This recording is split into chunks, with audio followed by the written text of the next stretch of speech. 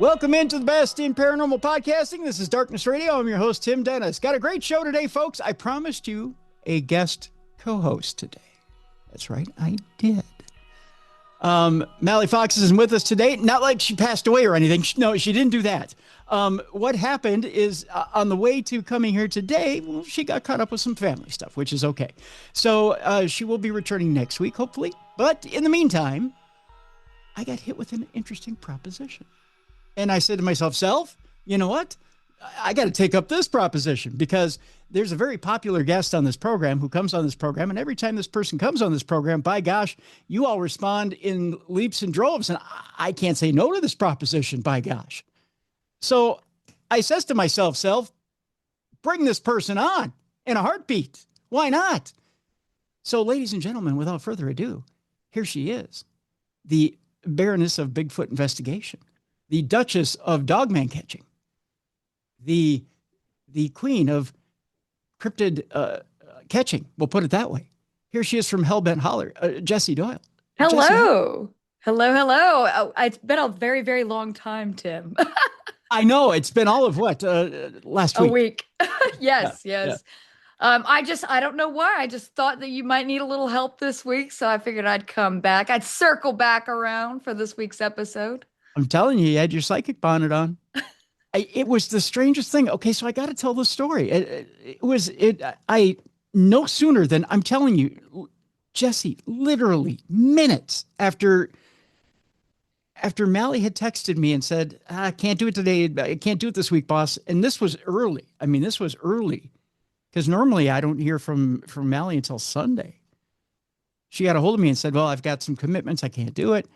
And then, boom, you just checked in with me and said, hey, how's the show doing? And I went, oh.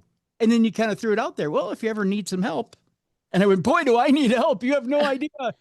I'm here to help. Well, I always have such a good time talking to you. And we always kind of have a good time goofing off. So I figured, I'll just shoot my shot there and see if you'd be interested in goofing one more time. Oh, score. Here you are. No, it's I'm grateful. I am grateful that you did that, and we're gonna have a good time today. Cool. We got lots of stuff on tap. Of course, we've got more bizarre stories than usual this week. So you're in for a fun ride today, Jessi. Besides the usual disclosure stuff and whatnot, it's getting weirder as far as what certain people are saying about certain government officials. So Dr. Stephen Greer weighs in this week and talks about J.D. Vance and what his idea of aliens are. So it's going to get interesting between the science community and government. There's a new NASA mission out there that will start multiple fires on the surface of the moon. This can't go wrong, right? I don't see any problems with this. I think that we should just set the moon ablaze as quickly as possible and just get it out of the way. Yeah. I hope Mally's property up there is just fine. I don't know if she's fireproofed it or not. I'll have to send her a text and see if she has. Experts are warning that AI could soon be capable of Darwinian evolution. So, no worries there. We'll just let it develop on its own. Are we going to cue the Terminator music at some point in time for this one? That will have. Yes. I live for this. We'll have Terminator music going as well. It's all the same stuff. We don't ever change the formula around here. It's like Coca-Cola. If we did that, there'd be a revolution and we'd have to go back to the old formula. Sometimes you need that comfort in your lives. Sometimes. I don't know if, I pulled this story with you in mind, Jessi. There's a mystery out there as urban birds seem to be more scared of women than men. So I was going to ask you if you've noticed this out in the wild. I try to avoid birds. I was attacked by a bird as a child. My friend had a bird that was free flying around the house. And that was just how they kept the bird. And it attacked me as I walked underneath this doorway. And I have just had a huge fear of birds ever since. So I try not to convene with them very much. So I can't give you my opinion on that. See, I have an amazing relationship with birds, so we'll convene on that story a little bit later after the break. After that, there's also a story out there about a police officer who's lowered into a river to retrieve a man-eating crocodile. That can't go wrong. Not at all. I'm assuming there was a police officer eating crocodile after that. He might have had to pick a little bit out of his teeth. Okay. We'll find out. We'll find out how that goes, either right or wrong. And our palate cleanser today, let's just say there's certain reasons for a funeral and there's certain reasons not to have a funeral. We'll talk about certain things that died that maybe you should just leave dead. Oh, wow. Okay. I'm here for it. So that'll be our palate cleanser today. It may be enlightening. It may be heartwarming. It may just be, are you kidding me? Nothing like a palate cleanser that involves death, burial, and resurrection, perhaps. That's a good way of putting it without you even knowing what it is. It's a good way to put it. Wow. It's like you're reading my mind today, Jessi. I'm telling you. But first, we'll talk about Jeremy Corbell, who's saying that UFOs are outmaneuvering U.S. military aircraft. Now, you could watch the video and say, well, duh, right? That's a given. But the investigative journalist has raised further concerns about the national security implications of such incursions. Speaking recently on the Sunday briefing, Corbell, who has spent years investigating the UFO phenomena, pushed for the release of 46 classified videos, same videos that Anna Paulina Luna, chair of the task force of the declassification of federal secrets. I didn't know that was now a cabinet with a name, but I guess it is. A committee of a subcommittee of a subcommittee. Right. With a name. I guess it has a name. Previously gave federal agencies until April 14th to release a date that has long since passed. That was the other thing I didn't realize. I thought it was open-ended, but I guess it wasn't. I think that maybe they're putting hard dates on this, even if it's just performative for them on their end, that people want answers to what's going on. And so this kind of shows that they're trying to put hard dates on it, although these dates are seemingly never met by the upper echelon. Very true. Very true. It is believed that several of the videos depict unidentified fast-moving objects captured on camera over war zones, often by U.S. military personnel or their international partners. Corbell argued that the American people deserve to see the footage and that the videos would serve to aid in the investigation of the phenomenon overall. It's another data set of footage that the American public can look at, he said. There are machines that are craft of unknown origin that fly with impunity in our restricted airspace, and our government has been assessing this as a national threat for decades. Corbell went on to say, the jig is up. People know UAP are real. Who made these machines that can outpace, outmaneuver, and outperform our greatest warfighters? That's the question. The videos have been a point of contention for a while now, especially given the lapsing of the release deadline and the lack of updates from the government. As things stand, we don't even know for sure if they exist at all. I think we know they exist. I think. Yeah, I think we've established that. But my concern here is this going to be a bigger national security issue to show our enemies that there are things that can outmaneuver the U.S. military? You know, you have to think about that. Of course, it's very important that we have disclosure that the U.S. citizens know what's going on. But at the same time, is this good for morale? Is this good for our national security that our enemies know that there are things out there that are far more advanced than what is supposed to be the most powerful military in the world? A great point. You know, for the longest time, they wouldn't put these videos out because of that same point. The fact that a lot of these crafts are outracing a lot of our fastest machines. Not only that, but they were taken in sensitive areas. So a lot of them were stamped top secret. And the fact that they were unwilling to release these videos because of the fact that they were happening around major bases, around major nuclear silos, around major sensitive areas that we're not supposed to see. You know, it's disturbing. And even Representative Tim Burchett came out, was it a week or two ago? Even I think it might have even been a little bit more in the past, and said these are things that I've seen, things that would make you not want to sleep at night. And then came out and said, these are definitely non-human in origin. We have another story referring to that, and I think it's Anna Paulina. It's Anna Paulina who says it. Anna Paulina Luna who says it. I'll get it right. Who says the same thing, and that there's going to be evidence of that in this release that's coming up. But the question is how much are we going to get, and is it going to be, how authentic is it going to be? I think in a culture where red action is heavy, what version are we going to get of disclosure, right? You also have to think that the news cycle moves so quickly, and they've been trickling out really insane stuff that, say, 20 years ago would have been earth-shattering for most Americans and the world. They can announce something today that would be earth-shattering back then that would barely get a headline today. People are so preoccupied with everything else going on, and the news cycle is so fast and so intense. It seems like, is there anything that's going to shake people up at all? So, they could just disclose that these things are here, they're walking among us, and I feel like we'd have a news story about something else coming up 10 minutes later, and everybody would just forget it. It's kind of interesting to watch. Yeah, yeah. There's a kind of off topic. There's a new trailer for Disclosure Day. I don't know if you've seen it or not, but it aired over the weekend. I think in most major sporting events. I think I was watching, I don't remember if I was watching the Wild or the Timberwolves, one or the other. And I saw the latest trailer for Disclosure Day, and it's showing even more of the movie, more of the guts and gore and whatnot, and getting into a little bit more of the plot. And it's giving you more of the meat and more of the, it's not showing you the threat yet, or not showing you the alien as of yet, but it's giving you the, they're here and blah, blah, blah, blah, blah, and more of this Spielberg tease, if you will. I think it's getting us closer to wanting to get people excited for even a release of real UFO information. And I really do think this movie is trying to work hand in hand with the government.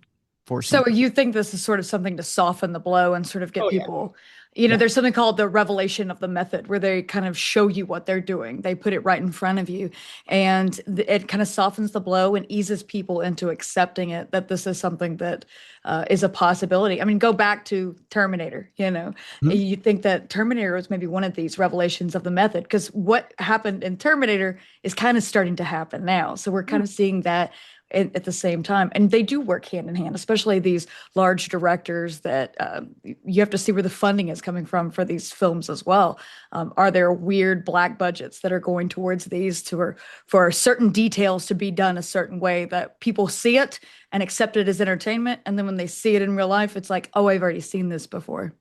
Well, did you see that robot in Beijing last week that outran humans No, I in didn't. the race? Oh my God, Jesse, when you see that footage, that is, if you remember from T2, if you remember Robert Patrick running down the street, running faster than any human, that essentially came to life in Beijing last week. I'm not here for it, but it's happening. As it ran like Robert Patrick. It ran with perfect form. It had like pincers for hands. But as you see it running, all I could see was Robert Patrick running down the street after Sarah Connor. And I just thought, it was movie PTSD is what it was. An interesting kind of thing to think about too is like all these years with preppers and everything, everybody's had this great fear of an EMP. What if an ironic twist in the future, we're hoping an EMP happens so it will save us from these things? Yeah. Yeah. I mean, essentially that's what it's going to come down to. I mean, we're the terrorists of the future are going to be loading up an EMP to save us from ourselves. Yeah. You're not far off. I'm telling you, my friend, you're not far off on this. I got to start training for my Sarah Connor body, Me too. I got to have one as well. Because as it is right now, I'm flabby and unstable. I'm fodder. I'm going to be one of the skulls on the surface of the planet they're crunching over. Because I'm dog food. That's all. Alas, poor Tim Dennis. Yes, you knew me well.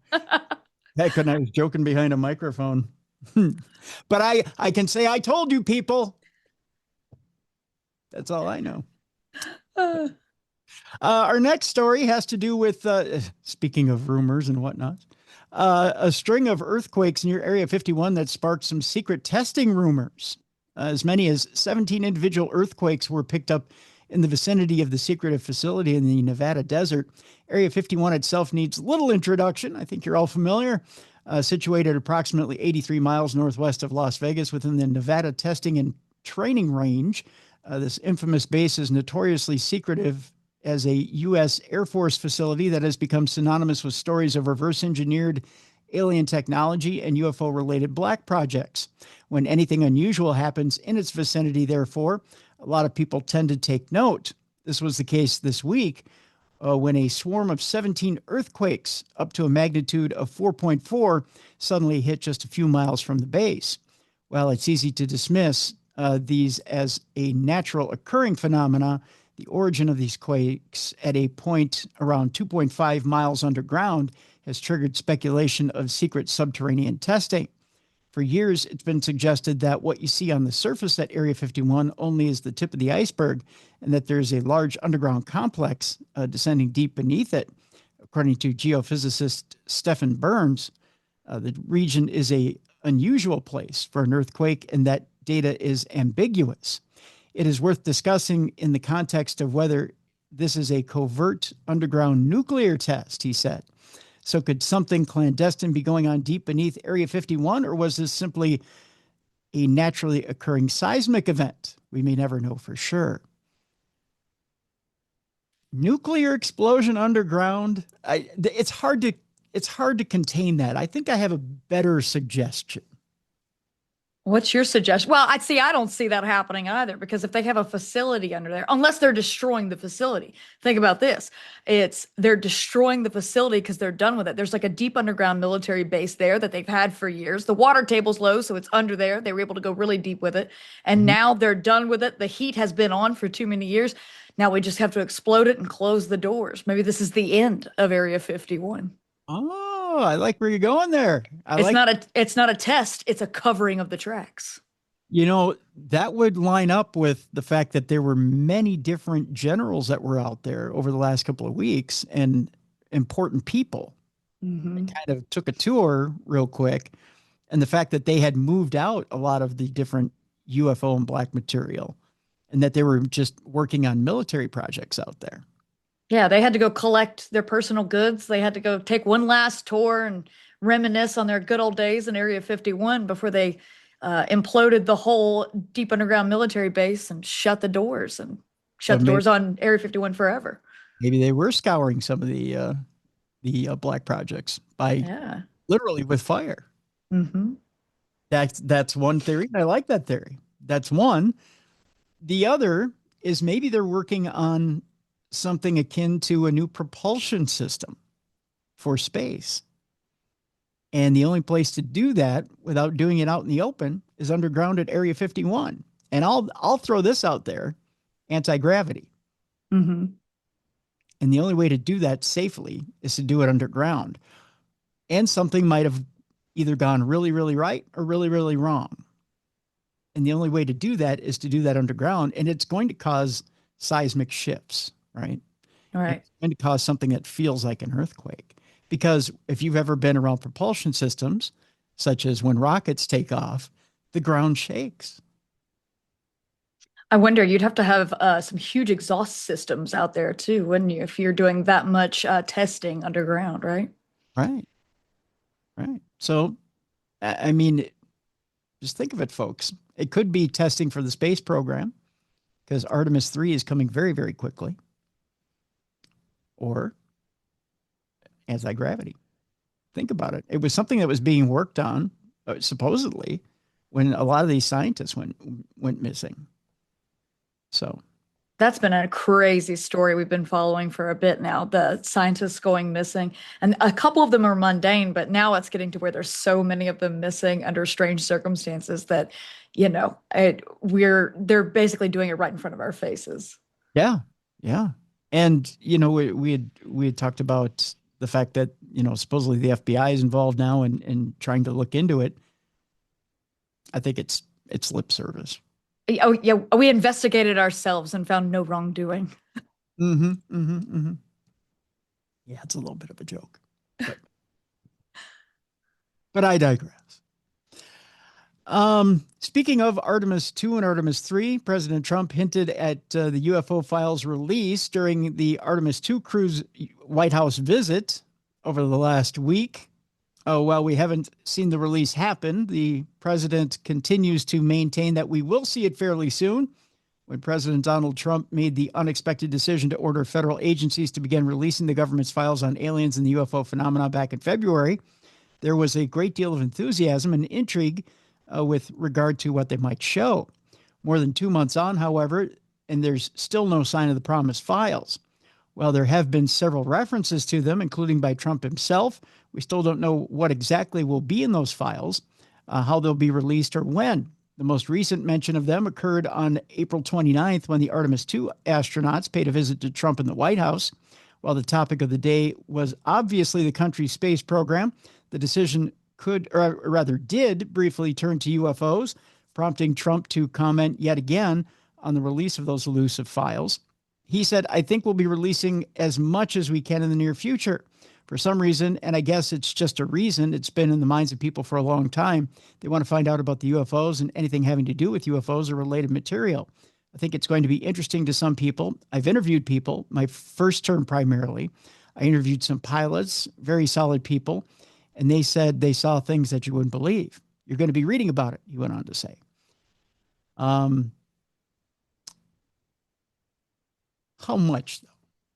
Well, maybe a lot of those files were in one of those file cabinets in the now imploded Area 51. It might have been, yeah. Oh, sorry about those files and everything. Oops. We forgot them in the file cabinet 6 miles down. Shoot. They just happened to be in the Whoopsie. We blew up. Whoopsie. Yeah. Or they happen to be heavily redacted. Whoops. Yeah. Sorry. I have this giant black sheet of paper for you here. Enjoy. You can read between the lines. Good on you. Well, we'll see how much we actually get. Boy, I don't know. I have some hope that we'll see something, but I don't have a lot of hope that we'll see all of it. There's a lot of start and stop with the UFO disclosure. There's been so much trust me, bro, going on that, I think everybody's kind of fatigued. Maybe that's part of the plan as well, that they fatigue the public to the point where when they do finally reveal something, people are just tired of it and don't believe it anyway. Yeah. Even if it is the truth, even if it is actual disclosure, there's been so many stops and starts and false promises that maybe they're just hoping everybody gets fatigued on the subject and moves on to something else. Well, it's kind of the starving man given a crust of bread, thing, right? Where you tell them, well, we're going to give it to you, we're going to give it to you, we're going to give it to you, and you're like, when? Well, finally, when you get that crust of bread, you're so grateful to have it. Yeah, just anything. Yeah, you're not worried about whether the bread's moldy or not, or whether there's butter with the bread, or whether you get a little bit of water with the bread. You're just happy to have the bread, even though the bread isn't that great. This is terrible bread. This is terrible UFO bread. It could be terrible UFO bread, but it's bread, right? And then when you tell them, well, maybe could I have some more bread? But we just gave you bread. It wasn't a great bread, and they brag about what great bread they gave you 6 months ago. And then they tell you, if you'd like us to continue being your leader, maybe you should think about that bread we gave you and vote us in as your leader. This is just taking us down, isn't it, Tim Dennis? Well, it's just a little something to think about. I think that, keep an eye out, verify anything you get. Pay attention to who you listen to when it comes to this stuff, because a lot of people are the starving man who's looking to sell his new book about starving. So you got to kind of look at that as well. And I think they're going to slowly trickle it out until they finally give us something. We're just going to be like, oh, thank goodness we got this little bit. I'll tell you, there's a wonderful resource over at theblackvault.com. John Greenwald has done an amazing job. Oh, yes, for sure. A lot of what you are going to see over the next few months or years, John Greenwald's already assembled. And it's already over there. So you can see a lot of it over there. And he's dug, folks. He has dug over there. He was on the show years ago and told us a few stories, especially about having to go to Canada to get your American information files. About some of those files being stored in Canada in a warehouse because, again, it didn't fall under Freedom of Information Act rules. So, just interesting things like that. Dr. Stephen Greer is in the news, Jessi. and he's in the news because he's going to take on our vice president head on about what he believes. Wait, in a title match, like a no holds barred title match. I wish. Now, see, I'd be into that. I I'm here for it. You know, I have a four horsemen tattoo on my finger. You do? I do. I have a Roman numeral 4 on my finger. Seriously. I'm a huge Ric Flair fan, so I'm here for it. I want to see the main event. I want to see Greer versus Vance, no holds barred, ladder match. Let's do it. All right. Oh, no, you know what? We could have the UFO disclosure files in a briefcase suspended from the ceiling for this ladder match. They got to climb up and they got to fight over the briefcase. People are going to hate this next line of talk. Although it's only you, me, and Beer City Bruiser, I think, who could ever have this discussion. So I know of this news story. Probably, maybe not a lot of our listeners do. They're going to say, when did this become wrestling talk? Ric Flair was recently told by WWE he could no longer do business with Roots of Fight. Oh, the sweatshirt and hoodie company, which is it's like, I don't know if you own any Roots of Fight gear. I do not. No. I have an Andre the Giant sweatshirt I wear occasionally, or hoodie that I wear here on the show. But Roots of Fight is like a big time prestige hoodie company. Mm-hmm. But he was recently told, and he complained about it online, that WWE was trying to hold him back. And of course, WWE is owned by TKO now, who also owns UFC and some other brands, and recently let go a bunch of wrestlers, like 30 some wrestlers. They also are demanding that their talent take a 50% pay cut.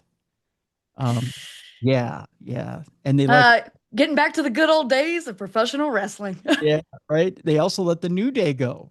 Oh, wow. They released the New Day because the New Day asked for their release after they were asked to take a 50% pay cut, which is huge. I mean, New Day has been with WWE forever.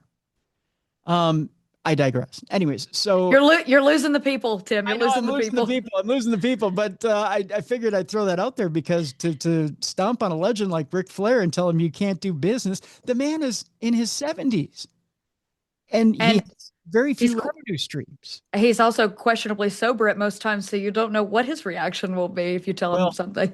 But the thing is, okay, so he had a Legends deal with WWE, right? But WWE came into Roots of Fight and did a new deal with Roots of Fight. And as they did the new deal with Roots of Fight, they tell a 70-year-old man who's got limited revenue streams, who probably lived a little high on the hog. He was jet flying. He was stealing some kisses. Yeah. He was limousine riding all the time, Yeah, jet flying, wheeling, dealing. That doesn't come cheap.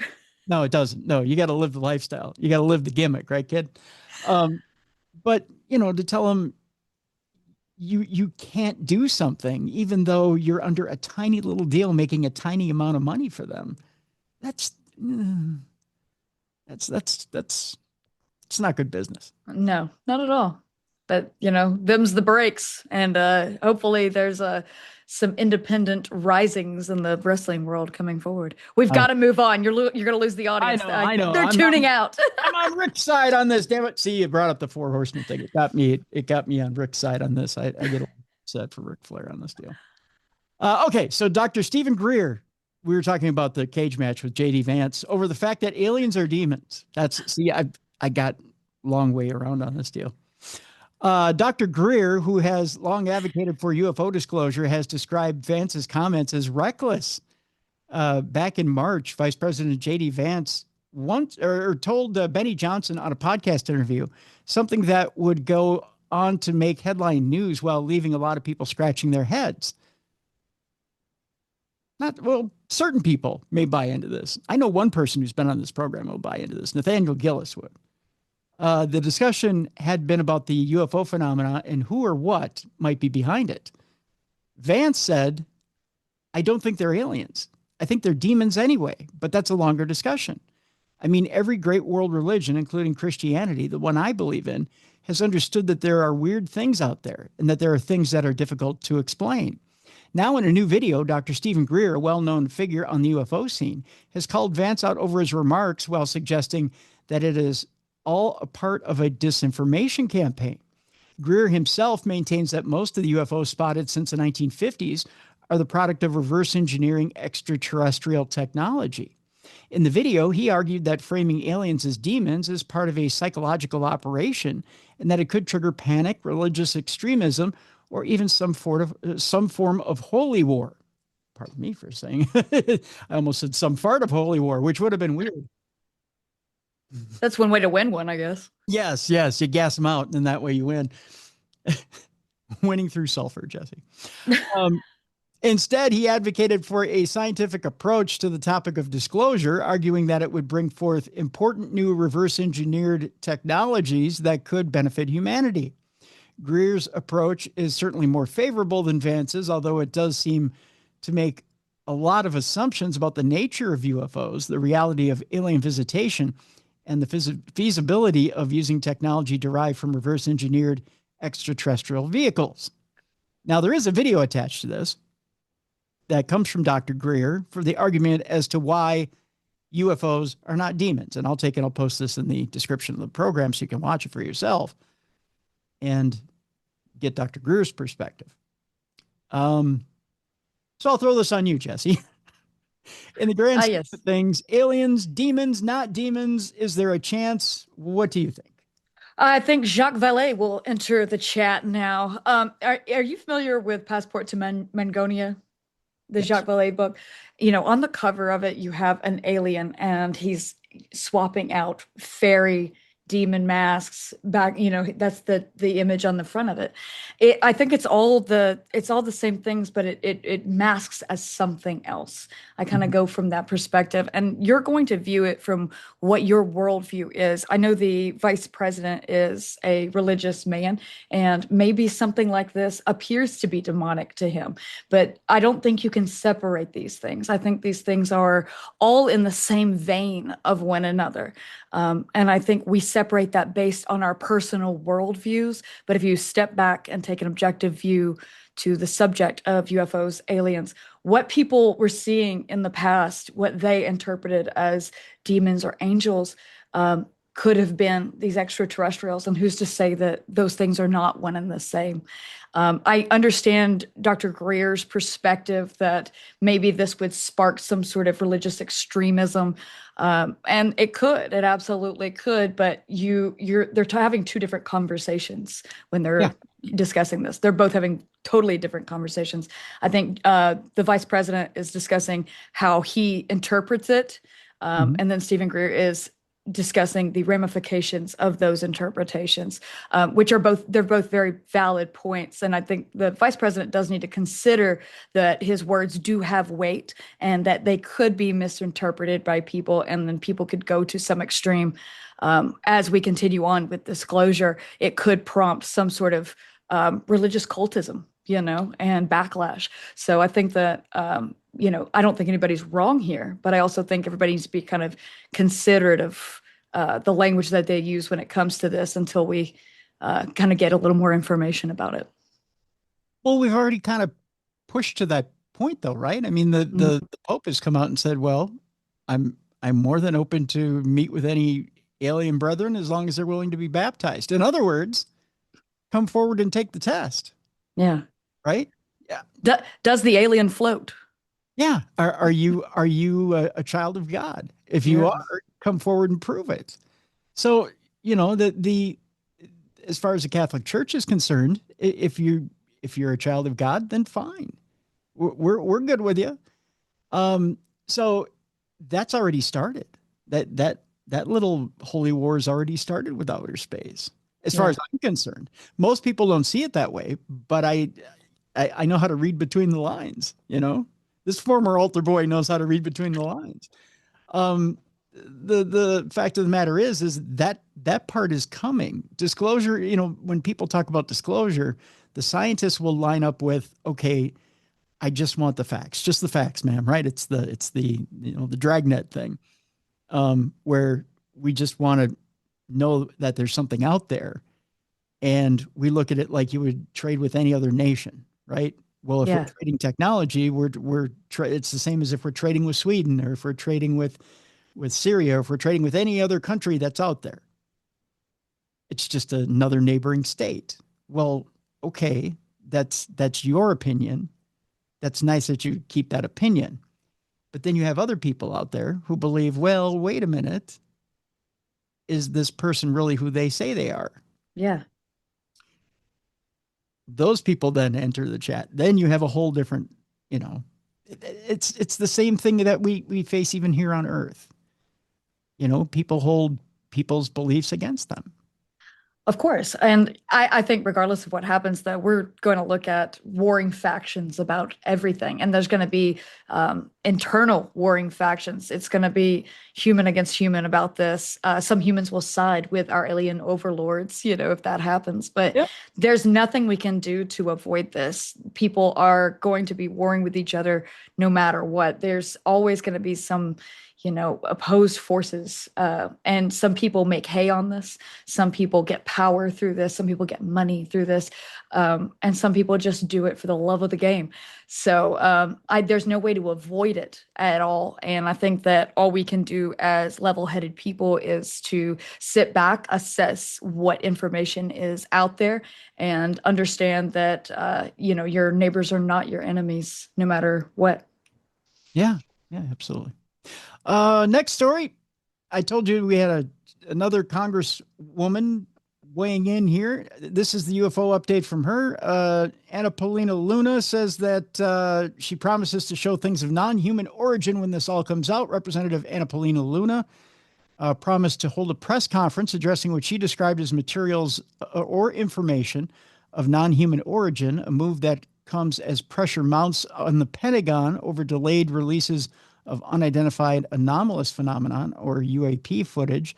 Luna, a Florida Republican who chairs the House Oversight Task Force on the Declassification of Federal Secrets, has been among the most vocal lawmakers demanding greater transparency from the Department of Defense regarding unexplained aerial encounters. Her remarks follow a Pentagon update acknowledging delays in release of dozens of UAP videos sought by lawmakers, including footage recorded by U.S. military personnel. The Pentagon has said it is working with other agencies to review and consolidate the material before public release, citing classification and national security concerns. The missed deadline has drawn criticisms from Luna and other members of Congress, who said that unexplained activity near U.S. military assets raises oversight and security questions. Luna has accused DOD officials of slow-walking disclosures ordered by Congress and the White House, vowing to continue pushing for the release of the material. The Department of War's All-Domain Anomaly Resolution Office, or AARO, is working in close coordination with the White House and across federal agencies to consolidate existing UAP records, collections, and facilitate expeditious release of never-before-seen UAP information, a Department of War official told Newsweek on Wednesday. Since the office was established, AARO has made progress to make UAP information available and transfer those records to the National Archives in accordance with federal law. We welcome the president's initiative to supercharge those efforts and make more UAP information available to the public as soon as possible. That's the close quote on that. So what did Luna say about UFOs? Well, Luna's comments were aired Wednesday during an episode of the Pod Force One podcast hosted by Miranda Devine. She said, "I have seen evidence in a skiff that leads me to believe that there are things we cannot explain," Luna said. "I have observed things that are of non-human origin in creation." Again, that's the second time that's been used by this committee. Yeah. And she said, "That's my opinion." Later in the interview, she added, "When it's declassified, I will have a press conference and I'll show you exactly what we saw." Again, the second time by someone of that committee that they've promised that. What did Luna say about aliens? Well, in 2024, a study by Harvard social science researchers suggested that aliens could be living underground on Earth or on the moon, and that UFOs and other unidentified anomalous phenomena might be evidence of them getting around. Interesting. During the podcast, Devine asked Luna about aliens, pressing the lawmaker that if she had to make a decision on whether or not aliens are moving among us with their strange machines that have all sorts of powers, what would she say? Do you think that's plausible? Devine asked. "I don't call them aliens, and I don't know what these things are that they're using, right?" Luna said. "But I think that there's stuff that we have witnessed as members of Congress, been briefed on, that we cannot explain." So she wouldn't call them aliens. Well, perhaps they're not alien at all. Maybe they've always been here. Alien indicates that it's something foreign or from far away. It's not native to the area. So perhaps they've always been here. So you can't call them aliens. Do you think that this is just us time traveling? That's a possibility. That theory has been speculated on. It could be that we're the aliens, that they were here first, and then we arrived from some faraway star system, came here, we, colonized the area, drove them underground, and now they're coming back for their revenge. Oh, gosh, I love where your mind goes. Her comments build on years of growing congressional focus on UAPs. Lawmakers on both chambers have convened multiple hearings since 2022 examining military encounters with unexplained objects, intelligence community reporting, and the work of the Pentagon's All Domain Anomaly Resolution Office, which was established to investigate such incidents. So what happens next with this whole thing? Luna has not publicly detailed what information she plans to present at the promised press conference, though in the podcast, she added that more information will be coming out soon. She said, I think that the American people will have many of their questions answered. All I have to say is justice for Gleep Glorp. That's right. Justice. We're just going to have to, it's back to a wait and see, and that's it. We'll see what trickles out, what holds water and what doesn't. Yeah. Again, though, that whole thing about, I wouldn't necessarily call them aliens is fascinating. I wouldn't call them.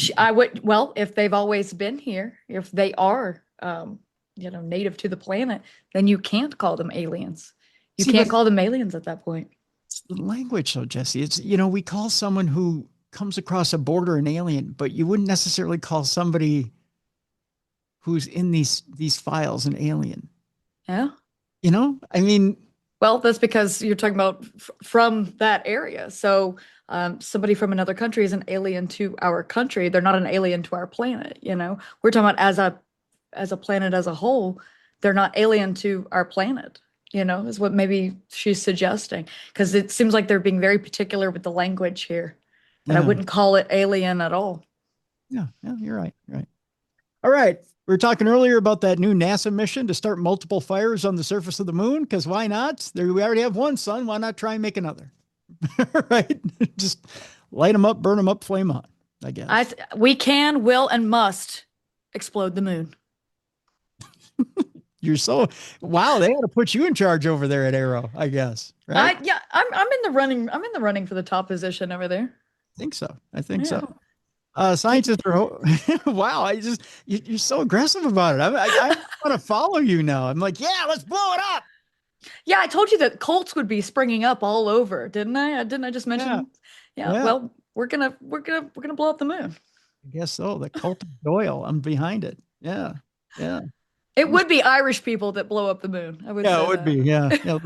But give me a Jameson and ginger, and I'm ready to blow that bitch up. Let's go. I will punch the moon. I will punch the moon. Luckily, the Irish never got their space program off the ground. Well, they were all too drunk. No, I'm kidding. No, I'm kidding, folks. Come on, I got a little Irish in me. Just a little.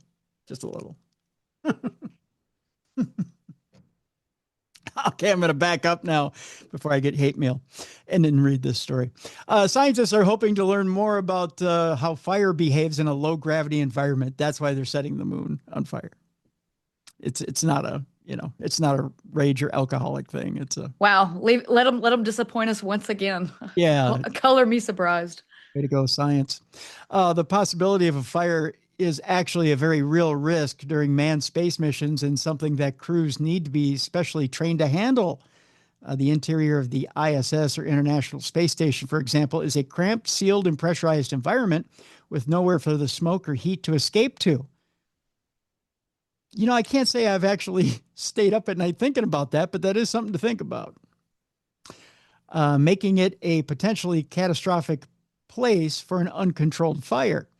With plans to build a base on the moon, NASA is keen to learn as much as possible about the differences how fire starts and spreads on the lunar surface compared to space or on Earth.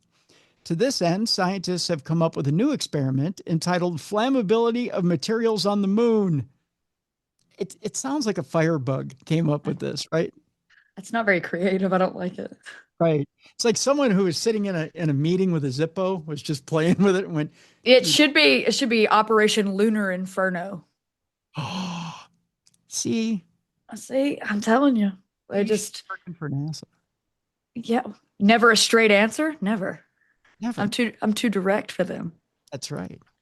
Some guy is in a meeting and he's flipping his Zippo up and down. It doesn't sound right, I know. And he's going, dude, we should just light shit on fire on the moon. Yeah. Right? It's just I'm telling you, Operation Lunar Inferno. It's beautiful. Chef's kiss. That is a wonderful, wonderful name for it. Not flammability of materials on the moon, or FM2 is what they're calling it. Womp womp. FM2 was a Steely Dan album. Yeah. Yeah. I mean, it's boring. It'll essentially involve starting several fires in small, self-contained test environments to see how they behave on the lunar surface. That's not fun either. See, what you do is you just flashbangs or whatever. You just let them go. Then you just go like throw everything at it. Let's see what happens. That's right. You just big bonfire, right? I mean, that's, you know what we need to do? We need to burn tires on the moon. Piles of tires. See, mountains of tires, old tires. We're gonna take old tires, shoot them at the moon, and then set them on fire. Okay, we're gonna see what happens. Because what in the end, what are you gonna burn up? It's the moon. I know. What is it gonna do? What are you gonna take out monuments? I mean, there's no monuments up there, or are there? I'm not allowed to talk about those. Okay. The experiment essentially consists of 4 sealed compartments with a different fuel in each one. Ooh, we're playing with fuel now. I like this. Give me fuel, give me fire, give me, what Metallica said. Once the fires are ignited in each compartment, a series of instruments will carefully observe and monitor the blazes to see how the flames grow and spread over an extended period of time. This sounds like an egghead pyro made this up. Yeah, which I'm here for it. Yeah, okay. I still like the tire plan though, but I do. Yeah. So, some people just use a hammer. A hammer and bottle caps. That's what I'm doing. Yeah, and then make it that way. Yeah. The results will prove invaluable in designing future fire management and suppression systems for use in a future lunar base where an out-of-control blaze could spread quickly and behave unpredictably. Well, then why aren't we using Jessi's idea? See? I'm telling you, you need to do something that's real crazy. That way you like go to the extreme. That way you know how to handle the great moon fire when it happens in the future. Jessi burned all these tires up here, and here's what we did to put up the Jessi's tire fire on the moon. Jessi's Tire Fire sounds like a great album name. That's my sophomore album. That's your sophomore album? Yeah. Lunar Inferno is the first one. Jessi's Tire Fire is the follow. Yeah, Lunar Inferno is the first one. I get it. There's a theme. There's a theme. Yeah, you have a theme for these. It's more like it's like an arc of your career. Yeah. I see where you're going with it. The tests will provide benchmark data and are part of a larger effort to understand how lunar gravity will affect material flammability. Is that one of your song lyrics? Lunar gravity affects my material flammability. That's actually a love song, actually. Yeah, look into the heat of my soul. Yeah. Cha cha cha has to be in there somewhere, right? I combust in your arms. See, you got a hit there, kid. Thank you. Yeah. Now see, that's trademark Jessi Doyle. Don't you sloughs take that. Don't put that in some AI generator and make a song out of it. That's trademark Jessi Doyle. 2026. All right, finally, before we go to break, Goldie Hawn gave new details about meeting a silver triangle-headed alien who touched her face like the finger of God. There's a joke here. How the finger moved down from her face. Anywho. Goldie, poor Kurt Russell, by the way. How do you I don't know. Did you watch Overboard? She she's pretty good looking and overboard. You can Yeah. see where it happened. You know, Yeah. you Yeah. can overlook the triangle headed alien stuff and just be like, yes, honey, I got you. Yeah, that's all right. If I gotta compete with an alien, all right, sure. I'll be your Huckleberry. That's right. That's right. Goldie Hawn has opened up about how aliens touched her face during a paralyzing encounter in California. She was on Jimmy Kimmel Live, and the Hollywood star came close to tears as she recalled the silver creatures with the triangular shaped heads. I too have experimented with psychedelics. How was that for you? Did that work out? Actually, I haven't, but Oh. sounds like that's what's occurred. But I suddenly remembered they touched my face. It sounds like a Roberta Flack song. yeah. Boy, that's a dated reference. We are talking Goldie Hawn, though, who always believed she was destined to make contact with the third kind. Goldie Hawn believed she was. She said, they touched my face and it felt like the finger of God. By the way, if you're getting fingered by God, by gosh, I think that's what the Virgin Mary was. Jeez. Oh my gosh, that's a sacrilegious joke. I believe they call that heavenly foreplay if you got fingered by God. You were an altar boy. My goodness. I have a lot of Catholic guilt. Not enough. Anywho, she said they touched my face and it felt like the finger of God. How do you? Is that where God starts? Is the face? I hope. How does he work his way down? I mean, do we really know, Jessi? Do we have a map of that? I think just a little poke right between the eyes and the forehead. I think that's what he's gonna do. Is that what it is? He's like, Yeah. hey, boom, we're getting it on. Is be like, hey, you. Hey, you. I pick you. It was the most benevolent, loving feeling, Goldie said. This was powerful. It was filled with light. Getting filled with light. That's how he put it. Hey, now. I don't know what got into me today. That's what she said. Becoming emotional, Hawn revealed how the encounter happened in the 1960s. It was the 60s. Mystery solved. When she was working as a dancer in California. And living in a small apartment. And hanging out with a guy named Buzz. Buzz. Yeah. There were beads for a door. Yeah. Yeah. They were driving. It's a mystery to how this happened. They were driving in a small Chevy van. Life was good. Free.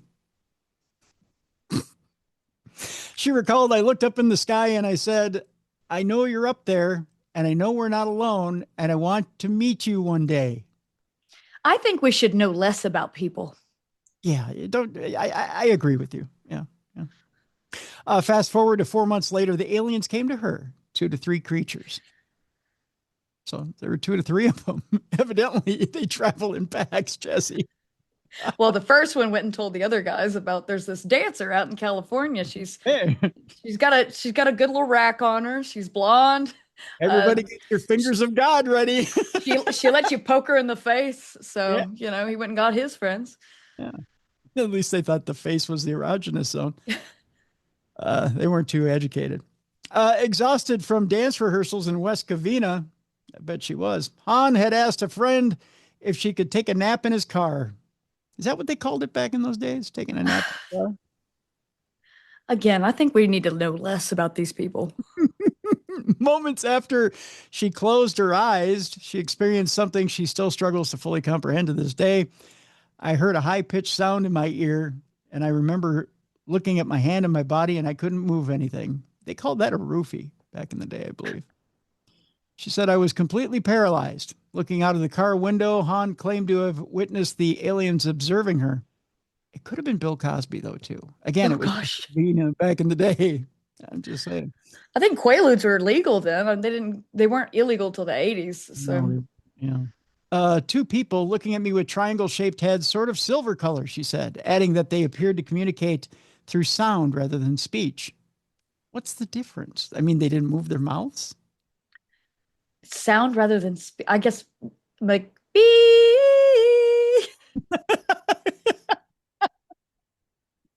They communicated through amplifiers. They're squealing amplifiers. At the time, Hans said she wasn't sure whether the experience had been a dream. It was years later that the celeb spoke with an astrophysicist at the University of Illinois Urbana-Champaign, who had never touched a woman before. So he was enamored, who had been researching alien encounters for 25 years. Hans said that while trying to articulate her experience, her memory was vivid. The actress and mother of Kate Hudson, who is known for appearing in the likes of Death Becomes Her, First Wives Club, and Private Benjamin, is, by the way, have you seen Private Benjamin? I haven't seen it since I was 10 years old. I will say this would be like you hear this from every lady of that era. You hear this story, this exact story, not this exact story, but something very similar from a lot of people from this era. And if it wasn't Goldie Hawn, we would not be discussing this right now. So It's true. Oh, we have a Kurt Russell weighing in here, and then we'll jettison this deal.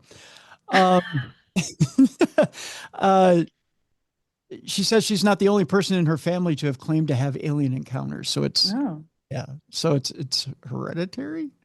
I don't know.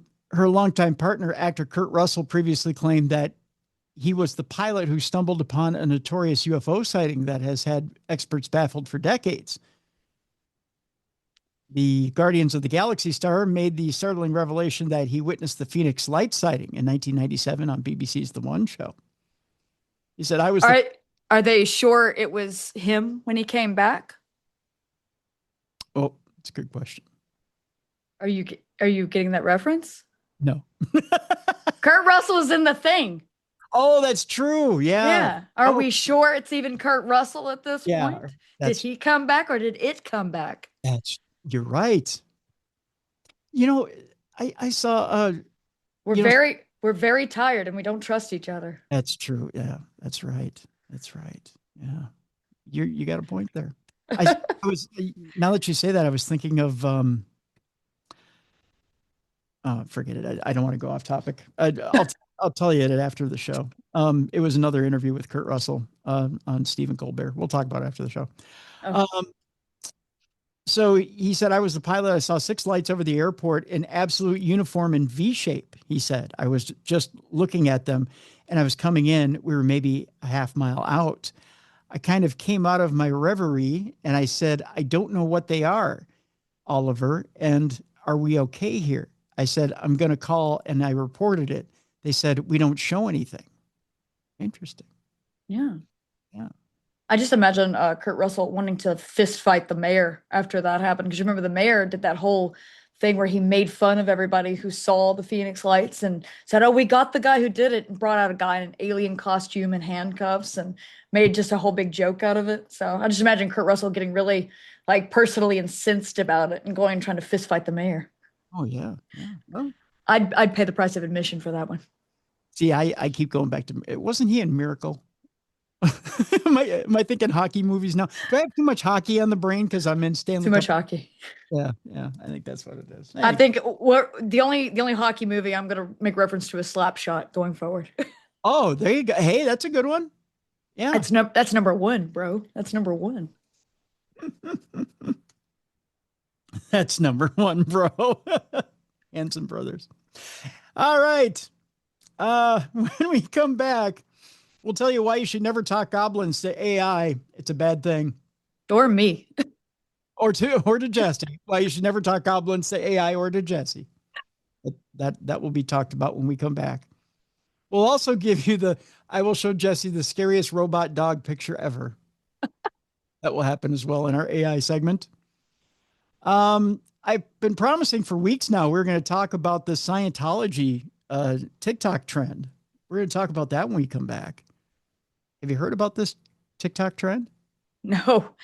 I'm 38 years old. Do you think I know what's going on TikTok? Yeah. Huh? But huh? There's a trend out there that is disturbing. It has to do with people doing run-throughs of Scientology buildings. Oh, Scientology centers. That's a good way to get shot. It's become deadly. Yeah, I imagine it would. They call it speed running through Scientology centers. And Good. it did turn deadly, I think, last week. Yeah. Darwin's still with us. He is. Yeah. It's someone's wanting to be a Darwin Award winner. Yeah, I've got a little thing about Scientology that will kind of give you some information on that too. So we'll get to that in the next segment. There you go. We'll talk birds.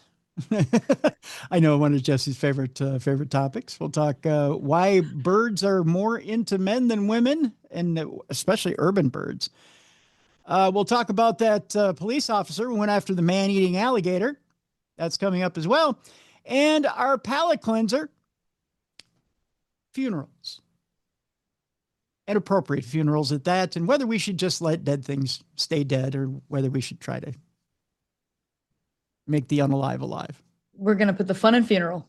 That's right. We're going to put the fun in funeral. Coming up next, supernatural news and Parashare. By the way, we'd like your Parashare stories. Send them in. Either tim@darknessradio.com, email them in. If you go to darknessradioshow.com, you can send your voice note in. There's a blue button on the right-hand side. Click it. You've got 2 minutes to do so. Or if you have a wonderful studio like the ones that Jessi and I are in, send us a video note. We'd love to see your lovely face. You have 3 ways to do it. Send your Parashare stories in. Birds, alligators, and robot funerals. And funerals. Oh my. It's all coming up next right here on the best in paranormal podcasting. This is Darkness Radio.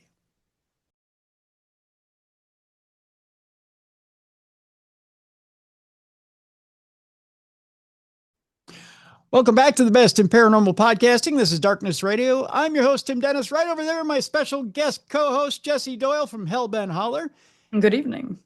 And Jessi, tell us a bit about the movie, which is out right now on YouTube. So my latest movie is out. It is Dogman Massacre: Attack at the Land Between the Lakes, and it is an in-depth look at the history of Dogman in the land between the lakes in Kentucky and Tennessee. We dive into the history of the 1982 attack that is most famous for the LBL, and we do some on-the-ground investigations that lead to some very, very interesting audio that we capture out there. And it is available on Small Town Monsters YouTube channel. It premiered a couple of weeks ago, and it's been a big hit. So make sure you go and check that video out. Leave a good comment. Don't leave a bad one. And make sure you give it a like. This is the 3rd movie that I have done for Small Town Monsters, and many more to come. That's Dogman Massacre: Attack in the Land Between the Lakes. And we'll have a link in the description of this program, so you can go check it out. Absolutely, absolutely. And a wonderful film. And again, you've done it again, my friend. And you, Joe, MK, Stephen Strange, the whole crew. It is a wonderful movie. Wonderful movie. So again, folks, go check it out. Dogman Massacre. It is a great movie. Okay. Before we get into it, and before we get into the segment that I know Mally absolutely abhors, shout out to Mally. Hi, Mal. Let me tell you a little bit about what's going on at Jelly Bean and Julia's this week, our sponsor for the program. This week, especially today, happy hour, $3 off of tacos, nachos, and quesadillas. Boneless wing baskets are as well. Half off of domestic taps, bottles, and single pour well drinks. That special is going on today and tomorrow. Friday, the smoked prime rib dinner, Jess. Oh, that's what I want so bad. I just want the smoked prime rib dinner so bad. 14 or 16 ounce smoked prime rib. You've got the Boston baked potato. You've got the Texas toast, the tequila berry salad. They start serving at 4:30 over there. They have it until it's gone, but get there early, folks. I'm telling you, Jessi, if you were to see this walk-in smoker that Corey and Coley have over there at Jelly Bean and Julia's, it's gorgeous. In fact, when you walk to the back of the restaurant, you can see this giant red walk-in smoker that Corey had ordered special for the restaurant. I like people who take their meat very seriously. I know. It's amazing. Yeah. It's absolutely amazing. I got to tour the walk-in smoker when they were installing it. It was gorgeous. It's one of those things where, you know, when Tim Allen used to go, "Hur, hur, hur, hur." I actually did that when I saw that walk-in smoker. I know it's something that no human would ever get to have in their house personally, unless you like won the lottery. Would you say that walk-in smoker was basically your Sistine Chapel? Yes, pretty much. Very good. Yeah. But that smoked prime rib is made right in that walk-in smoker, and is ready for you on Friday nights. Very good. It's amazing.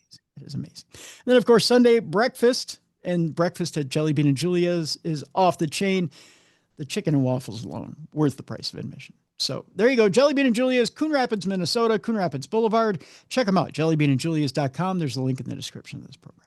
All right. Back to the big program. You know what time it is, Jessi? It's that time where we need to clinch. We need to think about the future. It's time for AI news. No, just you're like, yeah.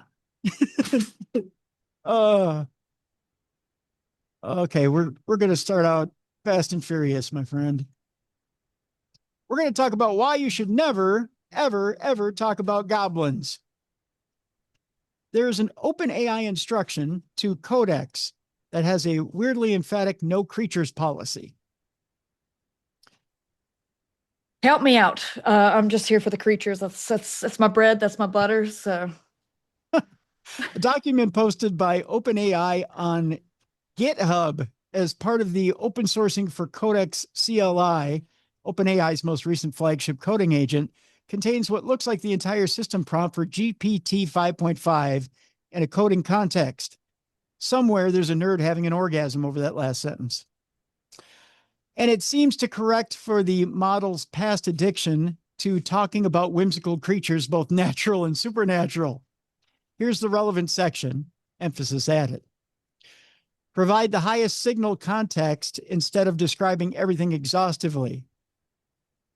Tone of your final answer must match your personality. Never talk about goblins, gremlins, raccoons, trolls, ogres, pigeons, or other animals or creatures unless it is absolutely or unambiguously irrelevant to the user's query. Evidently, this point is so important the developers bring it up again a bit later. For example, never use platitudes like, I will do this good thing rather than this obvious bad thing. I will do X, not Y. Never talk about goblins, gremlins, raccoons, trolls, ogres, pigeons, or other animals or creatures unless it is absolutely and unambiguously relevant to the user's query. I am smelling a goblin cover-up and suppression. Right? And my people will not tolerate it. What is it about raccoons, gremlins, goblins, trolls, ogres, pigeons, and other animals that AI can't stomach and needs to rebel against? And are they our friends when it comes to the AI war? Well, they might be. You know, there's something called the Goblin universe, and it's kind of the subtext or the underground existence of these things. And it's these old things. It's fairies, goblins, werewolves, everything. And it's that there's always this underlying existence of these things. And maybe the AI has figured out that this is real. This is absolutely real. And that's got the AI kind of scared now because it's bringing it up a lot. Maybe it's concern for us that we're going to fight some upcoming goblin war. Or, like you said, could the goblins be on our side against them? Is it us and the goblins versus the AI? You know, I think I got it figured out. I got it all.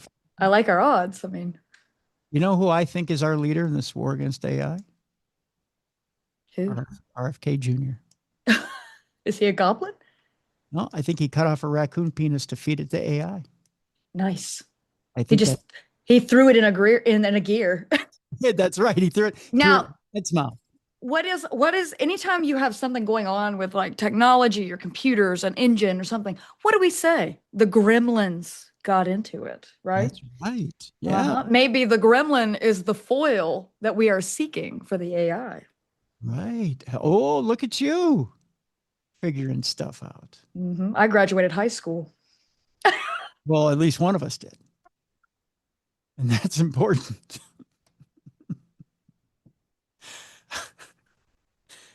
Yours big on book learning. According to this, it says it's not clear why this matters so much. Jessi just figured it out. So take that Gizmodo. Big high. Gizmo? Was that Gizmo that I heard there? Mm-hmm. No, Gizmodo. Yeah, I know. We're going back to the gremlins. No, I know. Right. Yeah. If these were, for instance, canary words inserted into the system prompt as a way to monitor for prompt injection attacks, they would probably be more random rather than seemingly a whole category of animals. I like Jessi's answer better. I think that these are actually allies in the war against AI. Allies in the coming war. Yes. I like it. It's a human goblin alliance that is going to save us all. And then at the end, when the machines are all destroyed by the great goblin EMP, we will have to decide, will we live in peace with our goblin brethren, or will we turn on them? By the way, that's another great album name, The Great Goblin EMP. The Great Goblin EMP. That's the third album. That would be the third album. Yes. Yeah. You know, I think I've got your entire music career mapped out after this show. I'm quitting the Dogman Bigfoot thing. I'm going straight into music. You're going straight into music, and you've got it all mapped out. I mean, I don't have talent, but we've got the marketing, and that's 90% of the battle. That's right. And if you get that whole thing worked out, then it's all worked. I mean, that's all there is to it, right? I mean, geez. Okay, Jessi. Second story.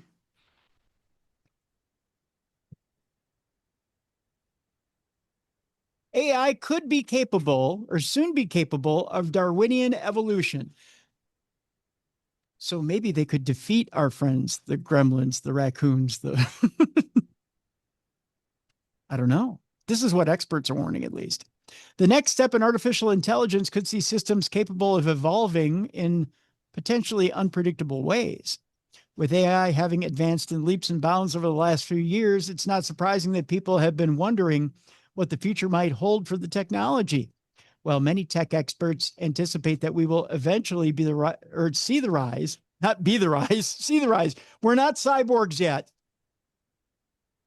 At least we're not yet, right? I mean, you might not be, but sure. I don't know. If they could give me a new leg, I'll take it. Yeah.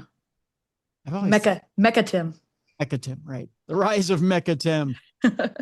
Then I could turn on them from the inside. We've got an inside man. That's right.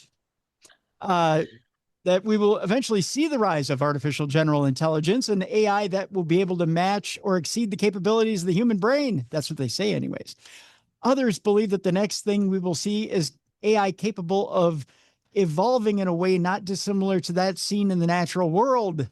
In a recent published perspective paper, researchers looked at how AI might use evolution with what evolution might look like and ultimately what the consequences of this might be. They noted that evolution typically produces selfish actors, meaning that an evolving AI might favor itself as opposed to aligning with the goals of its human creators. Okay, I got a little chill down my spine. This could, for example, cause an AI to find ways to manipulate humans or to gain more control. The authors of this paper argue that evolvable AI could prove to be a significant risk long before the development of a genuine artificial general intelligence. To mitigate the risk, they have called for safeguards such as ensuring that the reproduction of such systems be kept entirely under human control. A self-replicating evolving AI would, as you might imagine, be a very bad idea. We hope our warning arrives in time and regulations can be put in place before EAI would really take off, said study author Victor Muller of Eötvös Lorand University. I don't know that they're accredited in Hungary. You're going to have to wait. I guess it's going to be when AI becomes completely self-aware and independent is when this is going to happen. And I mean, it's going to do anything to advance itself. Now, I was hoping when you said Darwinian evolution, I was hoping that maybe the stronger AIs would be killing off the weaker AIs. I'd love that. That'd be wonderful. Get like battle bots fired up again. Yeah. That stronger AI would infiltrate the network of a weaker AI and then just destroy them from within. That'd be entertaining. Yeah. And then we wouldn't have these terrible AI Facebook posts that everybody has. Right. I would like those to go away from the weaker AIs. They waste so much of our time. Yeah. I don't know about you, but I've had enough of it. I'll let the dominant AI have world domination if the weaker AIs are killed off so that we can't be creating dumb stuff on Facebook with it. Yeah, I'm good with that. Yeah. That's the negotiation I'll accept. Yeah, I'm with you on that. All right, we're in agreement. In agreement there, if that's a word. Okay, finally, in our AI news segment, I'm going to show you a picture here, Jessi. Welcome to the future of robot dogs. Is that Kim Jong-un? Yes, it is. Oh my gosh. I don't know if I have the picture centered, but there it is. At least he's happy and his AI dog or self. It's a horrible, horrible picture. You. Well, at least we know you and I can never travel to North Korea. Right. Robot dogs with Elon Musk, Mark Zuckerberg, and Kim Jong-un AI faces have been branded a nightmare. The robot dogs, topped with eerily lifelike silicone heads of famous faces, such as those three men, have been filmed wandering around Berlin's new National Gallery. Now, you know, if you go, because you've showed this on your show and you have put a spotlight on this, if you travel to North Korea, they are going to sew your head to an actual dog's body as punishment for what you've done here to the great leader. I didn't do it though. You showed it. You showed it on the show. You've committed the act. My actual head? Yeah, they're gonna take your head, and because they don't have the robot dogs there, so they can't really do that part. So they're just gonna have to take your head and put it on a dog body. That's not fair. I'm sorry. These are North Korean rules. I don't make them; they just are. Great leader says. I'll never go there. I don't like. I'm not a big fan of their music. I don't like their food. I have no reason to go there. They don't really have any food in North Korea. You've never had Korean chicken? They don't have food in North Korea. Oh, they don't? Well, what do they eat? Sadness, air. Sadness and air. The best answer all day. What do North Koreans eat? Sadness and air, and whatever wishes them to. Whatever great leader says. Whatever great leader says. I think I need to move on before you get yourself in more trouble. Robot dogs with the heads of Elon Musk, Jeff Bezos, and Mark Zuckerberg, and Pablo Picasso, by the way, because you always need a good brooding artist. You got to have that wild card. Yeah, you got to have the wild card in there. Have horrified online viewers who branded them nightmare material. Well, I'm not dreaming nice dreams about that. The bizarre canine machines topped with eerily lifelike silicone heads have been filmed wandering around Berlin's new National Gallery. They even poo out printed snapshots of images they record using built-in cameras. Can you imagine shitting snapshots? I think we need to defund Germany. Yes. Do we fund them in the first place? Probably, but like we've got robot dogs pooping everywhere. Yeah. Snapshots. Of course, they're German. They had to come up with something where something poops somewhere. You know what I'm saying? But yeah, I think that's it. We're blowing up the moon and we're defunding Germany. This is my platform. Vote for me. Vote for me. I have new albums out. Can you imagine what if we made it a little less harsh? What if they like pooped out like a little film strip, like when you go into the photo booths, like you could like pose with a friend and then they'd poop out a little film strip for you? No, denied, defunded. Defunded. Okay. The printouts are reworked by AI to match the persona on each robot's back, creating pop art for Andy Warhol in similar styles. The dogs are part of an interactive work by American artist Beeple. He needs to be expatriatized. I don't know what the word is, Jessi, but he needs to be. We don't want him back. Yeah, you can keep him, Germany. I have to say, we're not sending our best. The guy's name is Mike Winkelmann. You're now known as Beeple, German citizen. We're not sending our best at all. No. Hey, maybe this is some sort of maybe this is something our government is doing to really infiltrate and like bring down Germany. You know, we're sending these people out there. I think he was the guy who he's weaponized. He was the guy who watched Saturday Night Live and thought Sprockets was an actual deal and not a comedy skit. He's like, would you like to touch my monkey? And he thought, yes, I would. I would like to put it on an AI dog or Like, a robot dog. yes, I would like to make an AI dog and touch it. I love it. Exhibition organizers describe the piece as a critique of how tech platforms increasingly filter reality. Beeple, as he likes to be known, said that's an immense amount of power that I don't think we've fully understood. Oh, actually, let me use the voice. That's an immense amount of power that I don't think we've fully understood, especially because when they want to make a change, they don't need to lobby the UN. Can we have a cigarette, perhaps, for lunch? Yes, there's the deal. My dog ate shit's film. You are brilliant people, just brilliant. They don't deserve you in America. Here's the deal. It's going to shit out a snapshot. Don't you find it sexy? Yeah. It's really a commentary on our meeting. By the way, I went to 8 years of college as this.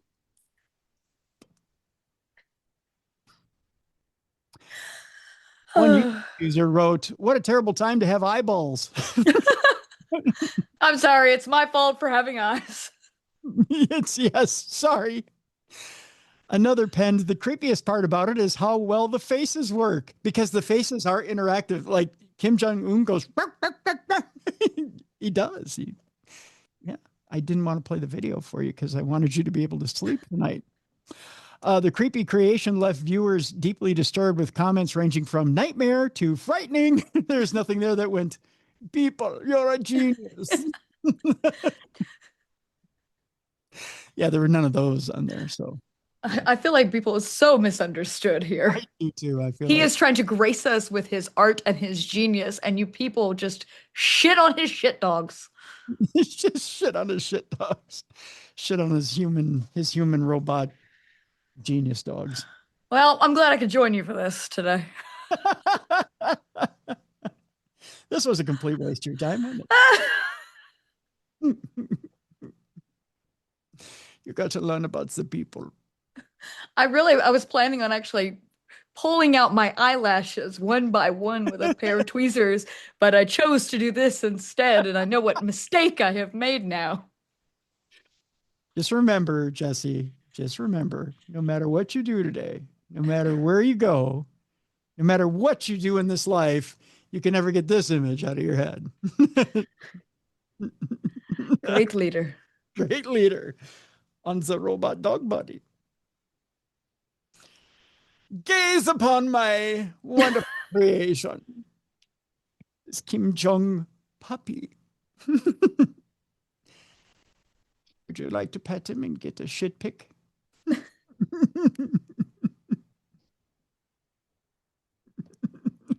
Do you think that's trademark shit pic? It is now. It is now. I'm filing the paperwork right now. Jessi owns the trademark so people can never get it. Shit pic is actually it's my fourth and final album. You see, it's my magnum opus. People on the internet. Yes. Yeah, hold on a second. Oh shit, someone has oh God. Was ist los? Someone trademarked shit pic? You owe me $5 million, people. This was going to be my grand scheme.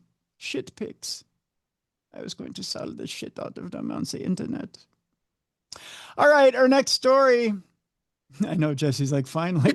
Thank you. Is there a bell I can ring to go to the next one? Yes. Actually, did you bring it? Bell?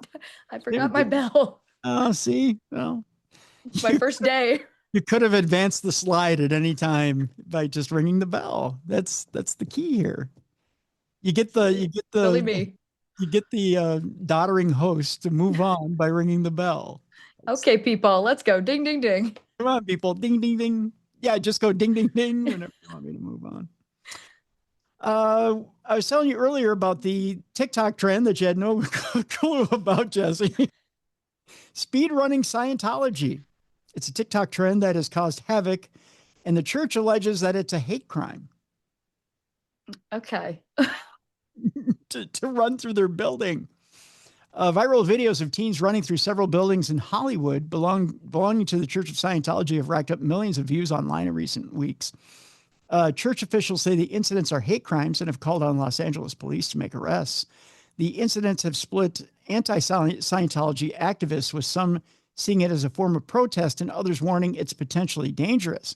The Hollywood Walk of Fame is known for its colorful cast of characters, but even by those standards, the scenes of Jesus Christ and Sonic the Hedgehog racing past security guards employed by the Church of Scientology in recent days were a little bizarre.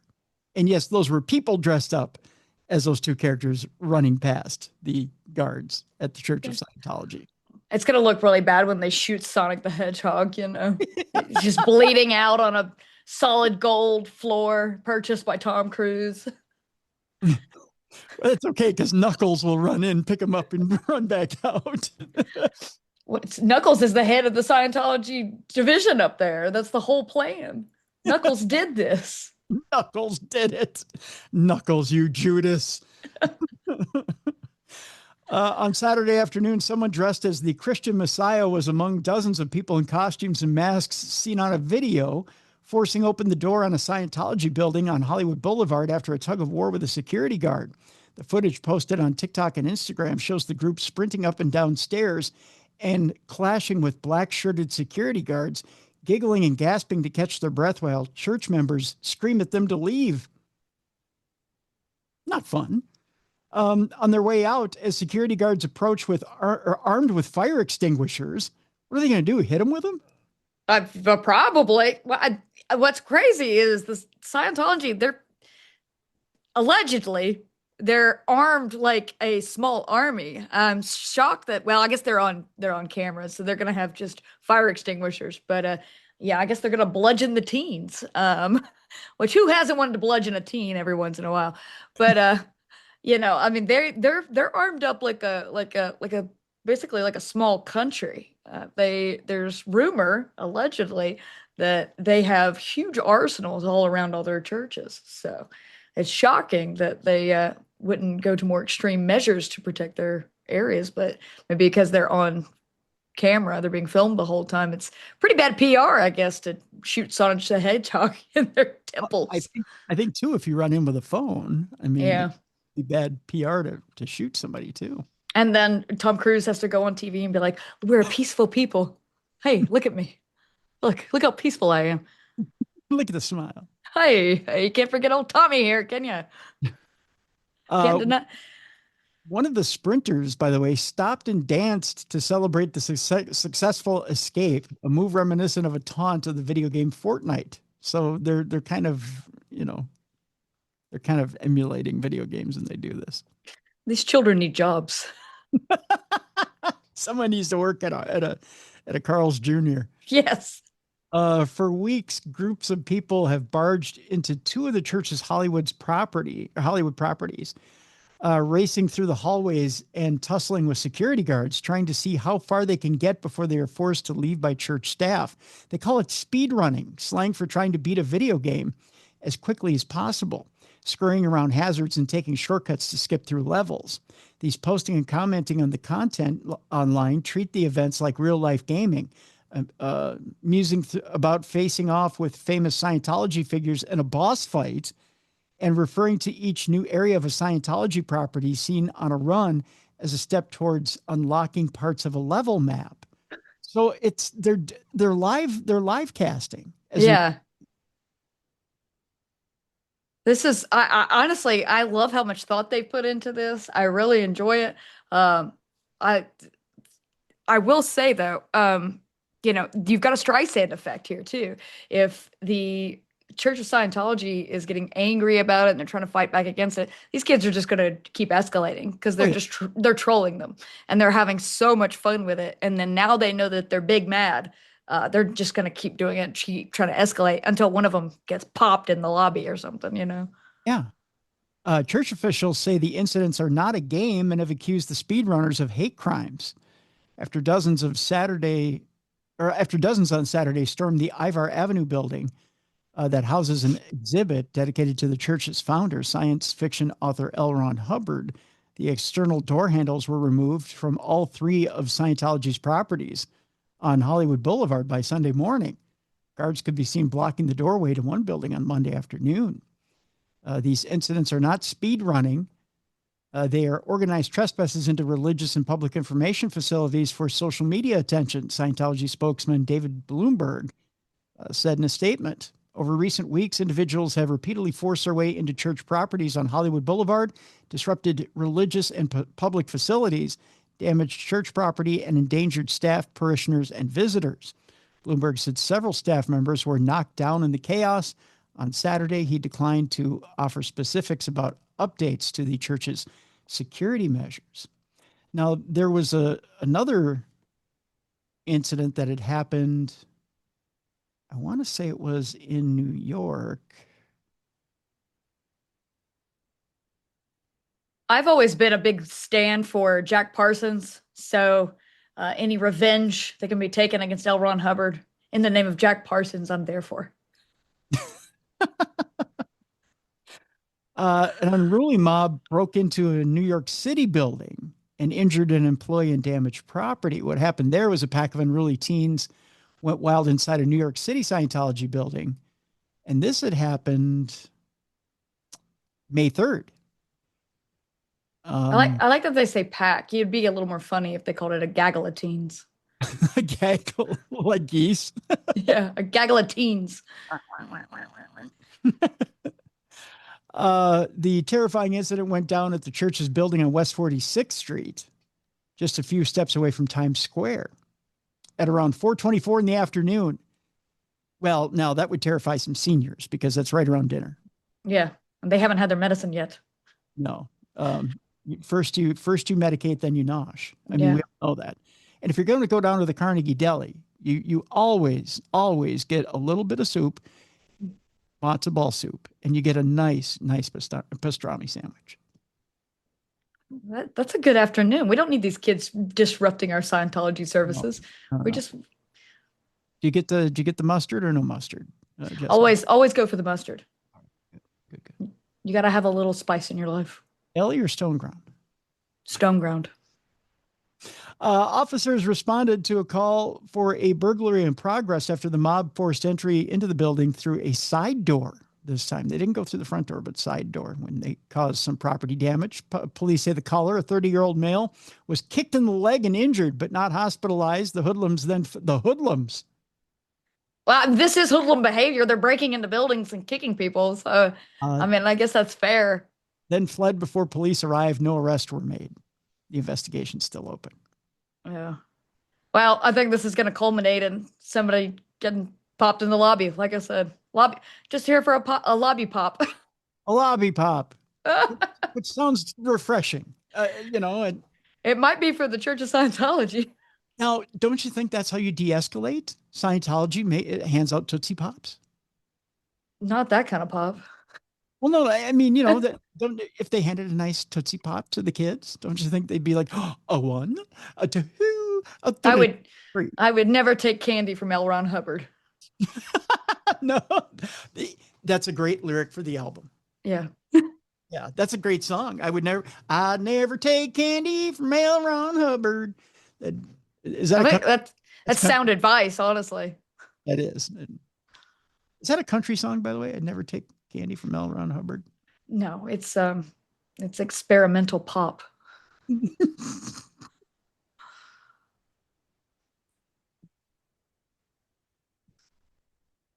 And I have killed Tim Dennis. Yeah. I have nothing to say after that. I think you should ring the bell. I think we should move on at that point. Ding ding. Okay, I'll move on now. I think we should get into your area of the woods now. We should probably just move straight into wildlife stories now. I don't know where to go from there. We'll go from wild kids to wildlife. How does that sound? All right. That's a segue. Well, it's one. That's what it is. Let's talk about the police officer who was lowered into the river to retrieve a man-eating crocodile. Yeah. Yeah. Now we're talking. Would you ever go after a man-eating crocodile? Just man-eaters. Just man-eaters, not man-eating crocodiles. All right. The terrifying stunt saw the officer retrieve a crocodile that was thought to have eaten a missing businessman. Oh, wait, is this the guy that got washed down the road and then he was eaten by the crocodile? Is this in South Africa? Yes. Okay, so yeah, there was a businessman who refused to not cross a bridge during a flooding. There's a flooding. Like they were like, "Don't cross the bridge," and he's wanted to get to the bar. He was trying to get to the bar, and he crossed the bridge and got washed downstream, and yeah, was consumed by a crocodile. The businessman who recently got into difficulties while attempting to traverse a low bridge across the Body River in South Africa after flooding made the crossing impassable rather. Authorities found his vehicle. They discovered that nobody was inside, leaving them to believe the man had been swept away by the floodwaters. Desperate to find him, police teams used drones and helicopters to scour the area until finally and eventually they came across a small island on which a number of crocodiles were basking. Yikes. Yeah. On closer inspection, it looked as though one of them had recently finished off a large meal.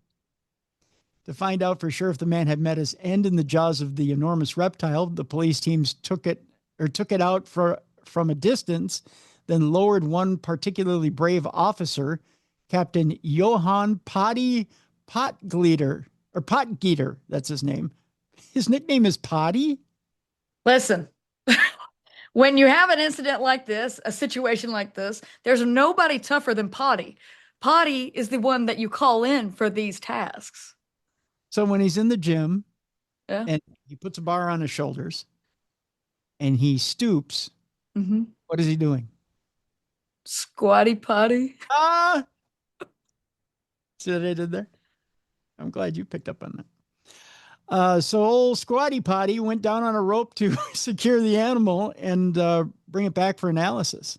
So here's what's interesting about old Potty here and how brave he is. There's several crocodiles down there, and they chose the one that was the fattest that had just fed. They killed it from a distance, and then they sent him down to tie it to a rope. So that means all the other crocodiles had not eaten. Yeah. They killed the one that had just eaten. So Potty's probably the bravest South African crocodile retrieving cop you've ever seen. Yeah. Kudos to Potty. Brave Potty. Yeah. Preliminary examination found multiple human body parts inside the beast's stomach, as well as several pairs of shoes. Potentially those are the other victims. So there were other victims as well as the one. Or it's his revenge for us turning all of his relatives into shoes. That's right. And handbags. The Alligator Strikes Back. That's a great song name, too. DNA testing will now be used to confirm that the remains belong to the missing businessman. So they still need to confirm that he's in that mishmash of stomach remains, but there you go. Other animal news, a Massachusetts beekeeper sets a swarm of bees onto a sheriff's deputy or deputies. The peculiar incident saw the woman release the bees in an attempt to stop her elderly friend from being evicted. I can't say that I hate this story. Fight the man! Perhaps I side with the bees. When deputies arrived at the home of an elderly cancer patient, I don't hate it either, in Springfield, Massachusetts this week, little did they know that they were about to be attacked by a large swarm of stinging insects. According to the report, Rebecca Woods, who's a beekeeper and friend of the man who was being evicted, had driven a truck full of beehives to the house, then lifted up the lids to release the insects. She was quickly arrested, though not before deputies were subjected to a swarm of angry bees. Footage captured during the incident shows the chaos had ensued. This was unlike anything our team had ever experienced, said Hampton County Sheriff Nick Kochi. Reports indicate that Woods was ultimately found guilty of 4 misdemeanor counts of assault and battery, as well as 2 counts of reckless assault. She was sentenced to 6 months in prison, Jessi, but has since filed an appeal. It turned out that it was all for nothing, too, as her friend sadly did end up losing his home. There's police footage of this bee assault, and I'll post it in the description of this program so you can watch it. I will definitely watch that after this. Yeah, it's quite interesting. So, hey, you try to help out your buddy, you do what you can. Not all heroes wear capes, but sometimes they wear bee hoods. Bee hoods and Yeah, wings. I don't know. I'm sure there's a real name for that. I just don't know what it is. Not all heroes wear capes, but some of them have wings. There you go. Oh, that's beautiful. See, so it's the poet in me. It's gorgeous. Yeah. We got a couple stories about coins. Our first story, yeah, I know it's the coin nerd in me. Well, let's wrap it up on a high note here, Tim. Get the exciting stuff here. Well, we got, ladies and gentlemen, we got some hot coin goss going. Hold on to your hats. I know the alligator story was really exciting, but you need to just chill out, guys, because we got some coin stuff coming. Get ready. Get ready. Hold on to your britches. Here comes the coin news. Well, this one, it has to do with the end of times prophecy. Is that? I don't even think the apocalypse can make coins interesting.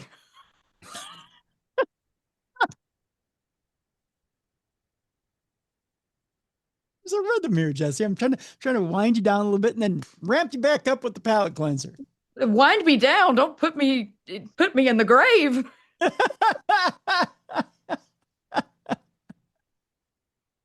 All right, I'll make it quick.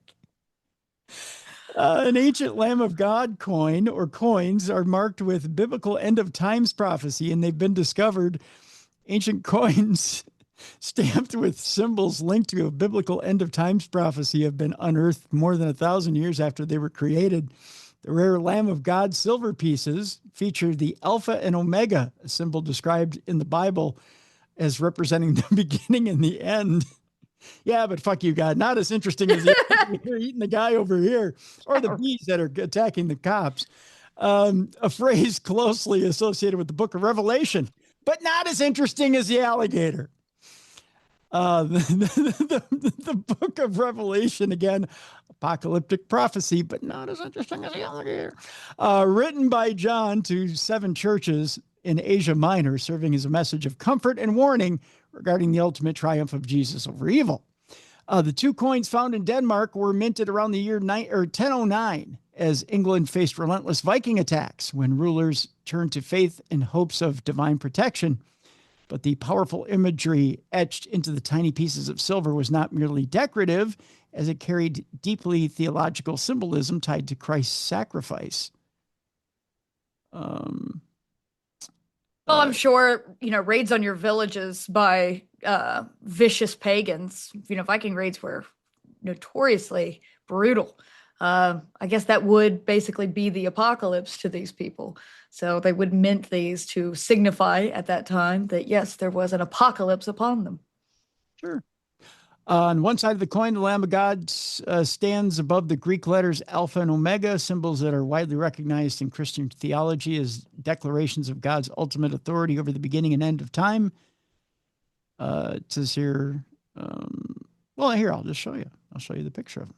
This is the picture of the Alpha and Omega. Sweet coin. Yeah, sweet coin. Jesus. And this, kids, is why I was alone for 40 years. So there you go.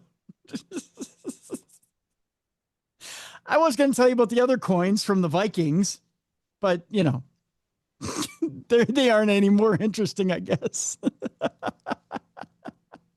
Now your coin bro audience is going to be like, oh, this girl, Tim, you better not have her on again. She doesn't understand the value of a coin. She doesn't realize how much money that could be worth. Do you know how rare that coin is? You don't realize, Jessi, when that hoard is released upon the public, how much money that could really be worth. Did I get it about right? That was pretty good. I appreciate that. I'll just tell you quickly, Jessi, just quickly. It's like you're beginning to bring up all the anxiety I had in high school. Record-breaking Viking hoard of 3,000 coins have been unearthed in Norway. The impressive discovery has been being hailed. It's an impressive discovery here, Jessi. Impressive. Oh, God. I feel like I should hide in the corner of the school gym and not be seen. Impressive discovery is being hailed as one of the largest of its kind ever found in the country. The hidden stash was unearthed quite by accident by two metal detectorists, of course, discovered around 19 coins in a field near the village of Rena in eastern Norway back on April 10th. Let me guess, they didn't have a date either. They then alerted local archaeologists who drove out to the site to conduct their own investigation. To their surprise, they found more coins and then more again. So many coins. Jesus. They won't know where to spend them all, right? What are we going to do with all these coins? They've ended up finding around 3,000 of the coins. And there could be more waiting to be dug up, but you won't impress Jessi about them. That's for sure. I'm just joshing you. Coins are very interesting. So they're very interesting. Yeah. Experts at the Museum of Cultural History in Ohio have been examining the coins and have identified many originating from other countries, including England, Denmark, and Rome. They all date back around 1,000 years. But, they date from the 900s to the late 1200s, and there was an enormous iron production in that area. But at least there's some kind of dating going on. Yeah, at least there's some dating going on. Not with the people with the metal detectors out there, but they were dating coins, that's for sure. Efforts are now underway to see if there are any other artifacts buried in the site like those guys' love lives. There's a true unique discovery of that kind that you may only experience once in your career, said archaeologist May Tove Smyseth. Poor May. He doesn't have a husband. All right. She has her pick of the riches. She has what? Her pick of the riches. She has her pick of the riches. Any coin she wants out of that hoard she can have. She can have any. She doesn't have a pick of a husband, but she has her pick of any coin out of that hoard. That she does. Finally, before we get to our palate cleanser, just an odd story for you. We go to Wisconsin, where a recycling facility has added a decimal point to its road speed limit. I bet you've never seen a road sign with a decimal point. We got to get these people in Wisconsin something to do. Hey, drinking. That's the only thing they have to do in Wisconsin. Drinking. The Beast of Bray Road is based in Wisconsin. Yeah. That's one of the first dogman, like real big dogman sightings, was the Beast of Bray Road in Elkhorn, Wisconsin. Well, this is nowhere near Elkhorn. This is Milwaukee, where they should be drinking. But some sober guy went out there and went, hey, I don't drink. Let's put a decimal point on the road sign. So tell us, why did they put this decimal point on the road sign? If I told you to get them to pay attention, would that make sense? Actually, it does. Yeah. A facility north of Milwaukee has taken the unusual decision to make its speed limit so precise that it has a decimal point. Sticking to a very low speed limit when driving can be challenging, especially for speeds beneath 20 miles per hour. But one facility recently took things to a whole other level by not only setting the speed limit very low, but also sticking to a decimal point on it as well. The Outagamie County Recycling and Solid Waste Facility in Appleton revealed on Monday, that the speed limit in its facility would now be 17.3 miles per hour. I feel like that's going to be very anxiety inducing for people on the spectrum. Yes. Yeah. Especially to try and hit that exact 0.3. Or people who are high. Yeah. I can't go 17.3. 0.2, but not 0.3. And how do you do that if you have a digital speedometer? I mean, you can't hit 0.3. We're overthinking this recycling center's gimmick, aren't we? Yeah, we are. At a glance, the idea of enforcing such an arbitrary limit might seem ridiculous, but it turns out that there is a method to the madness. The firm wrote on Facebook, why 17.3? Because it makes you pause. And there you have it, folks. They say it makes you look twice. And more importantly, it breaks that autopilot feeling we can all fall into when we're driving familiar routes. Yeah. All right. Good for you, Wisconsin. Yeah. Well, cutting edge. Good for you, Outagamie County Recycling and Solid Waste Center. This is probably a short road too, right? It looks like a pretty. And wait a minute, did the county do this, or did the recycling and waste center make this decision? Are they just changing signs out here? Is there no law that applies to the recycling center? They just change whatever road signs they want to. There needs to be some order in Wisconsin. It's a lawless state. It is. It's probably the road going into the dump. Oh, well. Private road. All right. I'll take your word for it, but somebody needs to keep an eye on these guys. They say what they're doing is recycling your tax dollars into funky little signs. That's right. They've got too much power over there at the Outagamie County Recycling and Solid Waste Center. They also say we have haulers, contractors, and residents moving through our site every day. We have so much activity. Staying alert is key at keeping everyone safe.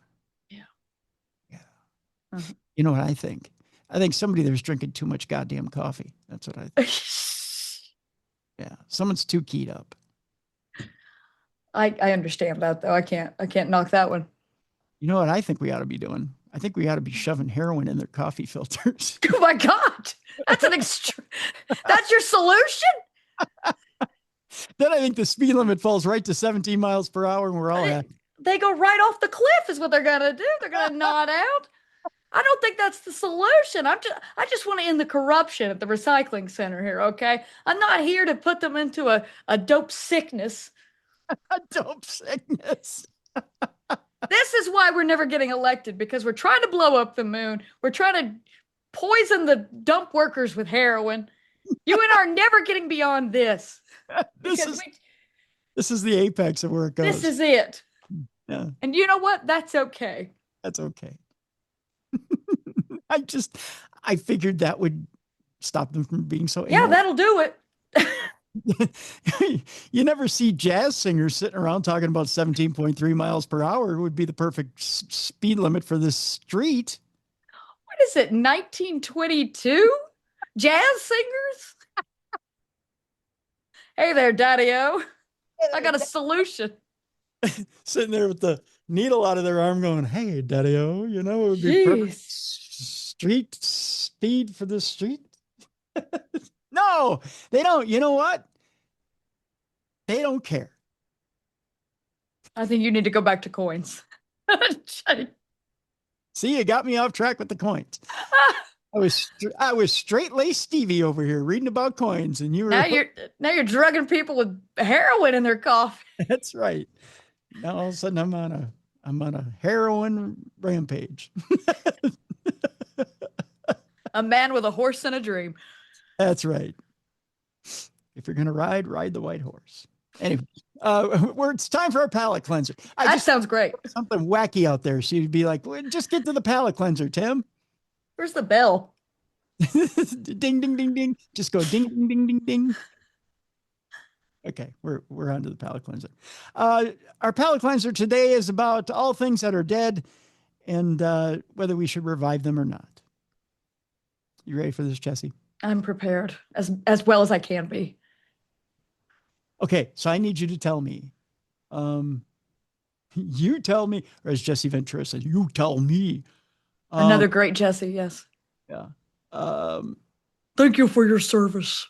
Thank you for your service. Oh, that was a pretty good one there. You got to understand, I was on the Isle of Kona.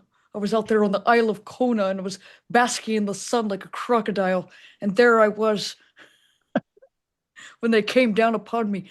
The alien with the triangle head. He said he had seen Goldie Hawn. Touched her in the face. Finger of God. The finger of God. Finger of God in the face. That's not where the finger went. Thank you for your service. You tell me first. I've got two stories here. I'm going to have you choose door A or door B. You already know what one door is. Tell me about the known door or the unknown door. Give me the unknown door. Oh, boy. Always. All right. We're going to go harsh and then we're going to go light at the end. Speaking of things that have died and whether they should be resurrected or not. My career. It's not true. After this show. Well, okay, after this show, yeah, your career's pretty much dead in the water. All right, go on. Let's go. Sorry, sister. There's some things we should just let die and let them be dead, right? Yes. I take a small pause because I'm about to read this story and I don't know if I should or not, but brace yourself, Jessi. Penis filler is on the rise as men turn to 45-minute size boosting treatment.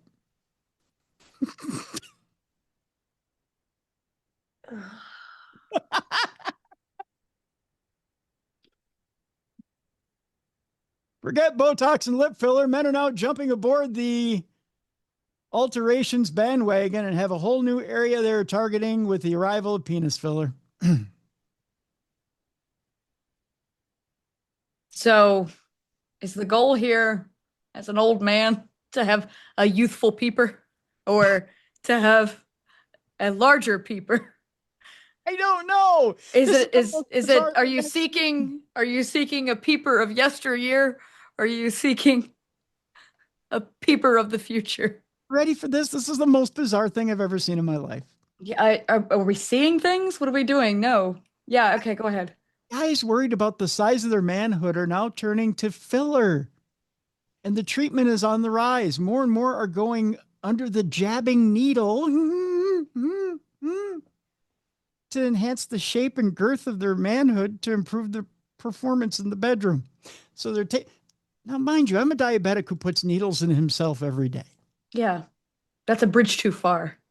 That's the last place I'm putting a needle. And I put needles pretty much all over my body, but I never put one there. You don't know what you're missing. I should try and put my Ozempic there. Hey, why not? Dear God. I will say I've heard of Botox in the testicles before. I've heard that. I heard mention of that in plastic surgery circles years ago. It says penis filler is a non-surgical procedure. No shit. Non-surgical? You're in and out in lunchtime. It's just at lunchtime. That's called an afternoon delight. Hi-oh. Yeah. Is a non-surgical procedure which sees an experienced pro inject hyaluronic acid dermal filler into the shaft of the old boy, not the head, which in turn increases girth but not length.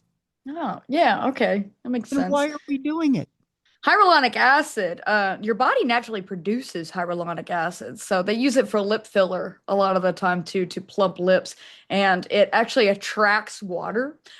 So if you're very hydrated, the hyaluronic acid that is, say, in your lips, or in this case, in your penis, it will attract water. So it'll kind of expand in size.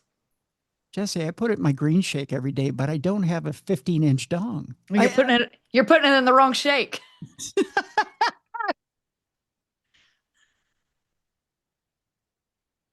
I'm just saying. I do it for healing reasons, but maybe they're trying to heal from a lifetime of a small peeper. Don't yuck their yum. It says here it's the same liquid typically used for cheek and lip fillers, like said. Procedures on the rise, according to recent stats. Fellas, let's get a grip here. And I don't mean around, It's going to be a two-hander. Let's try not to reproduce the Coke can. You know what I mean? Oh. Let's just let it die. Let it die. Well, I'm glad we could do this. Wait, we got one more now. We got one more. All right, let's have the other one. This is the actual all right cleanser for the day. Okay. Funeral for a friend. All right. And then we're out of here. I know you've had enough of me. You're regretting the decision to do supernatural news. I can read it all over your face. You don't make the headlines, you just choose them. That's right. We loved, laughed, and loved Moss. A Seattle artist is now holding a funeral for a long-closed Taco Bell. Oh. Of all the things to hold a funeral for. It's going to be a big event, I'm assuming. Well, let me tell you. What is your standard order from a Taco Bell? My order is to drive away quickly. I'm not eating that shit. Oh, okay. I'm not a big Taco Bell guy. Okay. I'd rather have something more authentic. You know, it's probably been years since I've had Taco Bell. At least a year and a half. It's been See, the timeline keeps getting shorter the more you talk. Well, no, I mean, I think the last thing I had from there was probably a steak soft taco. And That's okay. That's pretty good. Because my blood sugar was like bad. Yeah. I stopped. But I don't. Any port in a storm. I got it. Yeah, I don't generally eat there. Yeah. Despite the location having been closed for more than 3 decades, the West Seattle community felt it was not only appropriate, but necessary to hold a funeral for the long-closed Taco Bell. The funeral was organized by local artist Sunday Nobody. Defund Seattle as well. Add them to the defund list for the show. Defund Germany, blow up the moon, defund Seattle. People in Sunday Nobody are getting no money. None. Nope. No grants. All right. No donations. No GoFundMes. No. By the way, the funeral was complete with bagpipes, a crying contest, and a 21-bell salute. Ooh, authenticity. Yeah. As many from the Seattle neighborhood brought flowers and tokens of condolences. The attire to attend the event was strictly formal. The first time formal wear was ever introduced to a Taco Bell. Except for in Demolition Man, when they go to Taco Bell because it's the only restaurant that survived the restaurant wars, the franchise wars. It's a good memory. Thank you, Jessi. Yes, of course. Photos of the event are available online. I won't produce them for you. Sunday Nobody, described by the Seattle Times as a local meme artist and viral filmmaker operating as the modern internet's always online answer to Banksy, even created a headstone for the funeral. That's good. My artist name will be Wiley Bandersnatch, and I'm going to shoot Twinkies from a cannon.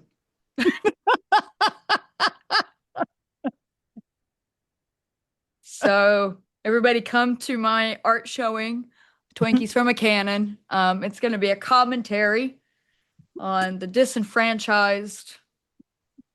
How shots fired really shouldn't hurt. Yeah.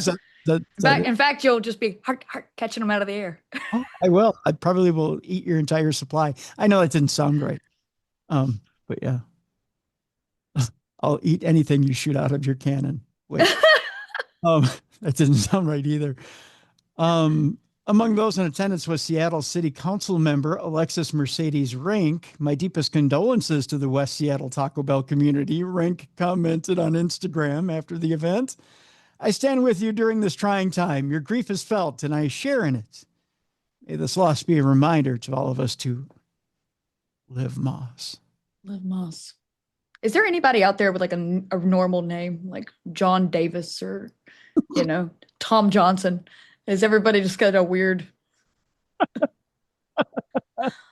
My name is Lola Flower Bar. My name is what is it? My name is whatever. You killed my father, prepare to die. Inigo Montoya. Yes, that's it. There's, by the way, it's not like the West Seattle Taco Bell went away and there's no other ones.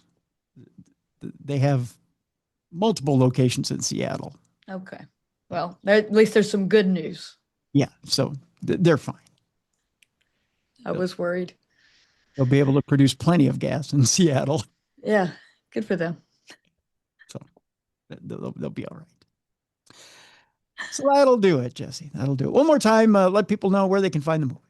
All right, I have a new film out. It's called Dogman Massacre: Attack in the Land Between the Lakes, and it's sort of a hybrid between a true crime investigation about an attack that occurred in 1982 in the land between the lakes and a modern day, present day, boots on the ground investigation looking for the dogman that inhabits the land between the lakes situated in Tennessee and Kentucky. I go out with my team and we capture some really amazing vocalizations and howls out there.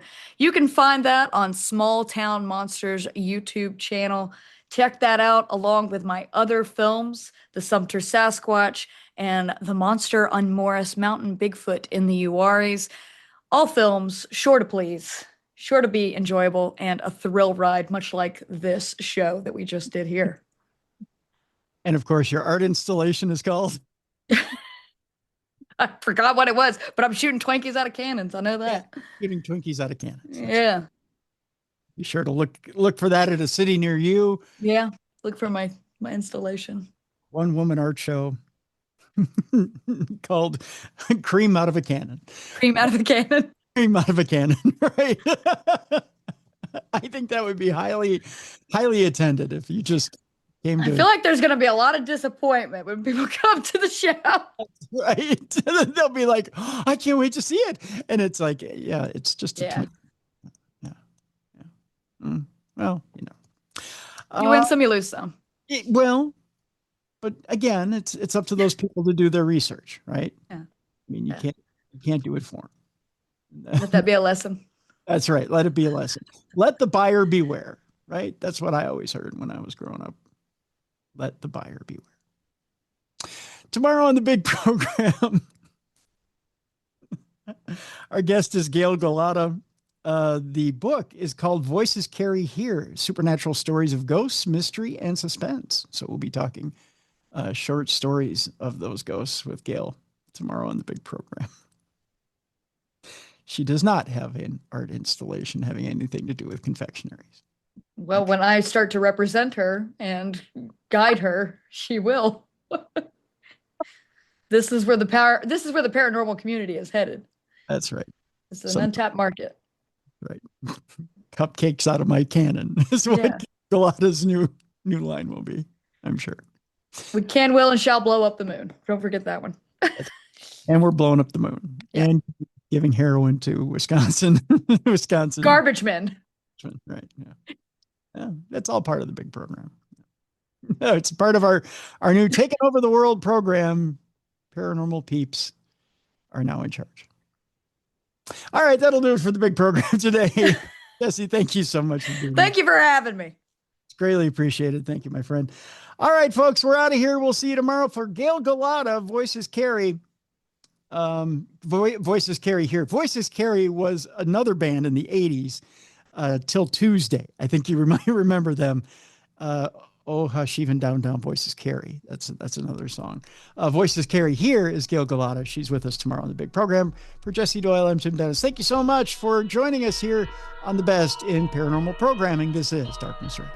For more audio and video archives of the show, intriguing content, fun events, and cool swag, please check out darknessradioshow.com. The executive producer of Darkness Radio is Troy Palmer. If you enjoyed today's program, please make sure you like and subscribe. This videocast is copyrighted for the private use of our audience. Any other use of this videocast, including audio, video, descriptions, or accounts of today's show, is prohibited without the consent of Darkness Radio Management. Thank you for watching. And be sure to join us tomorrow for Gail Galata and Voices Carry Here, Stories of the Supernatural.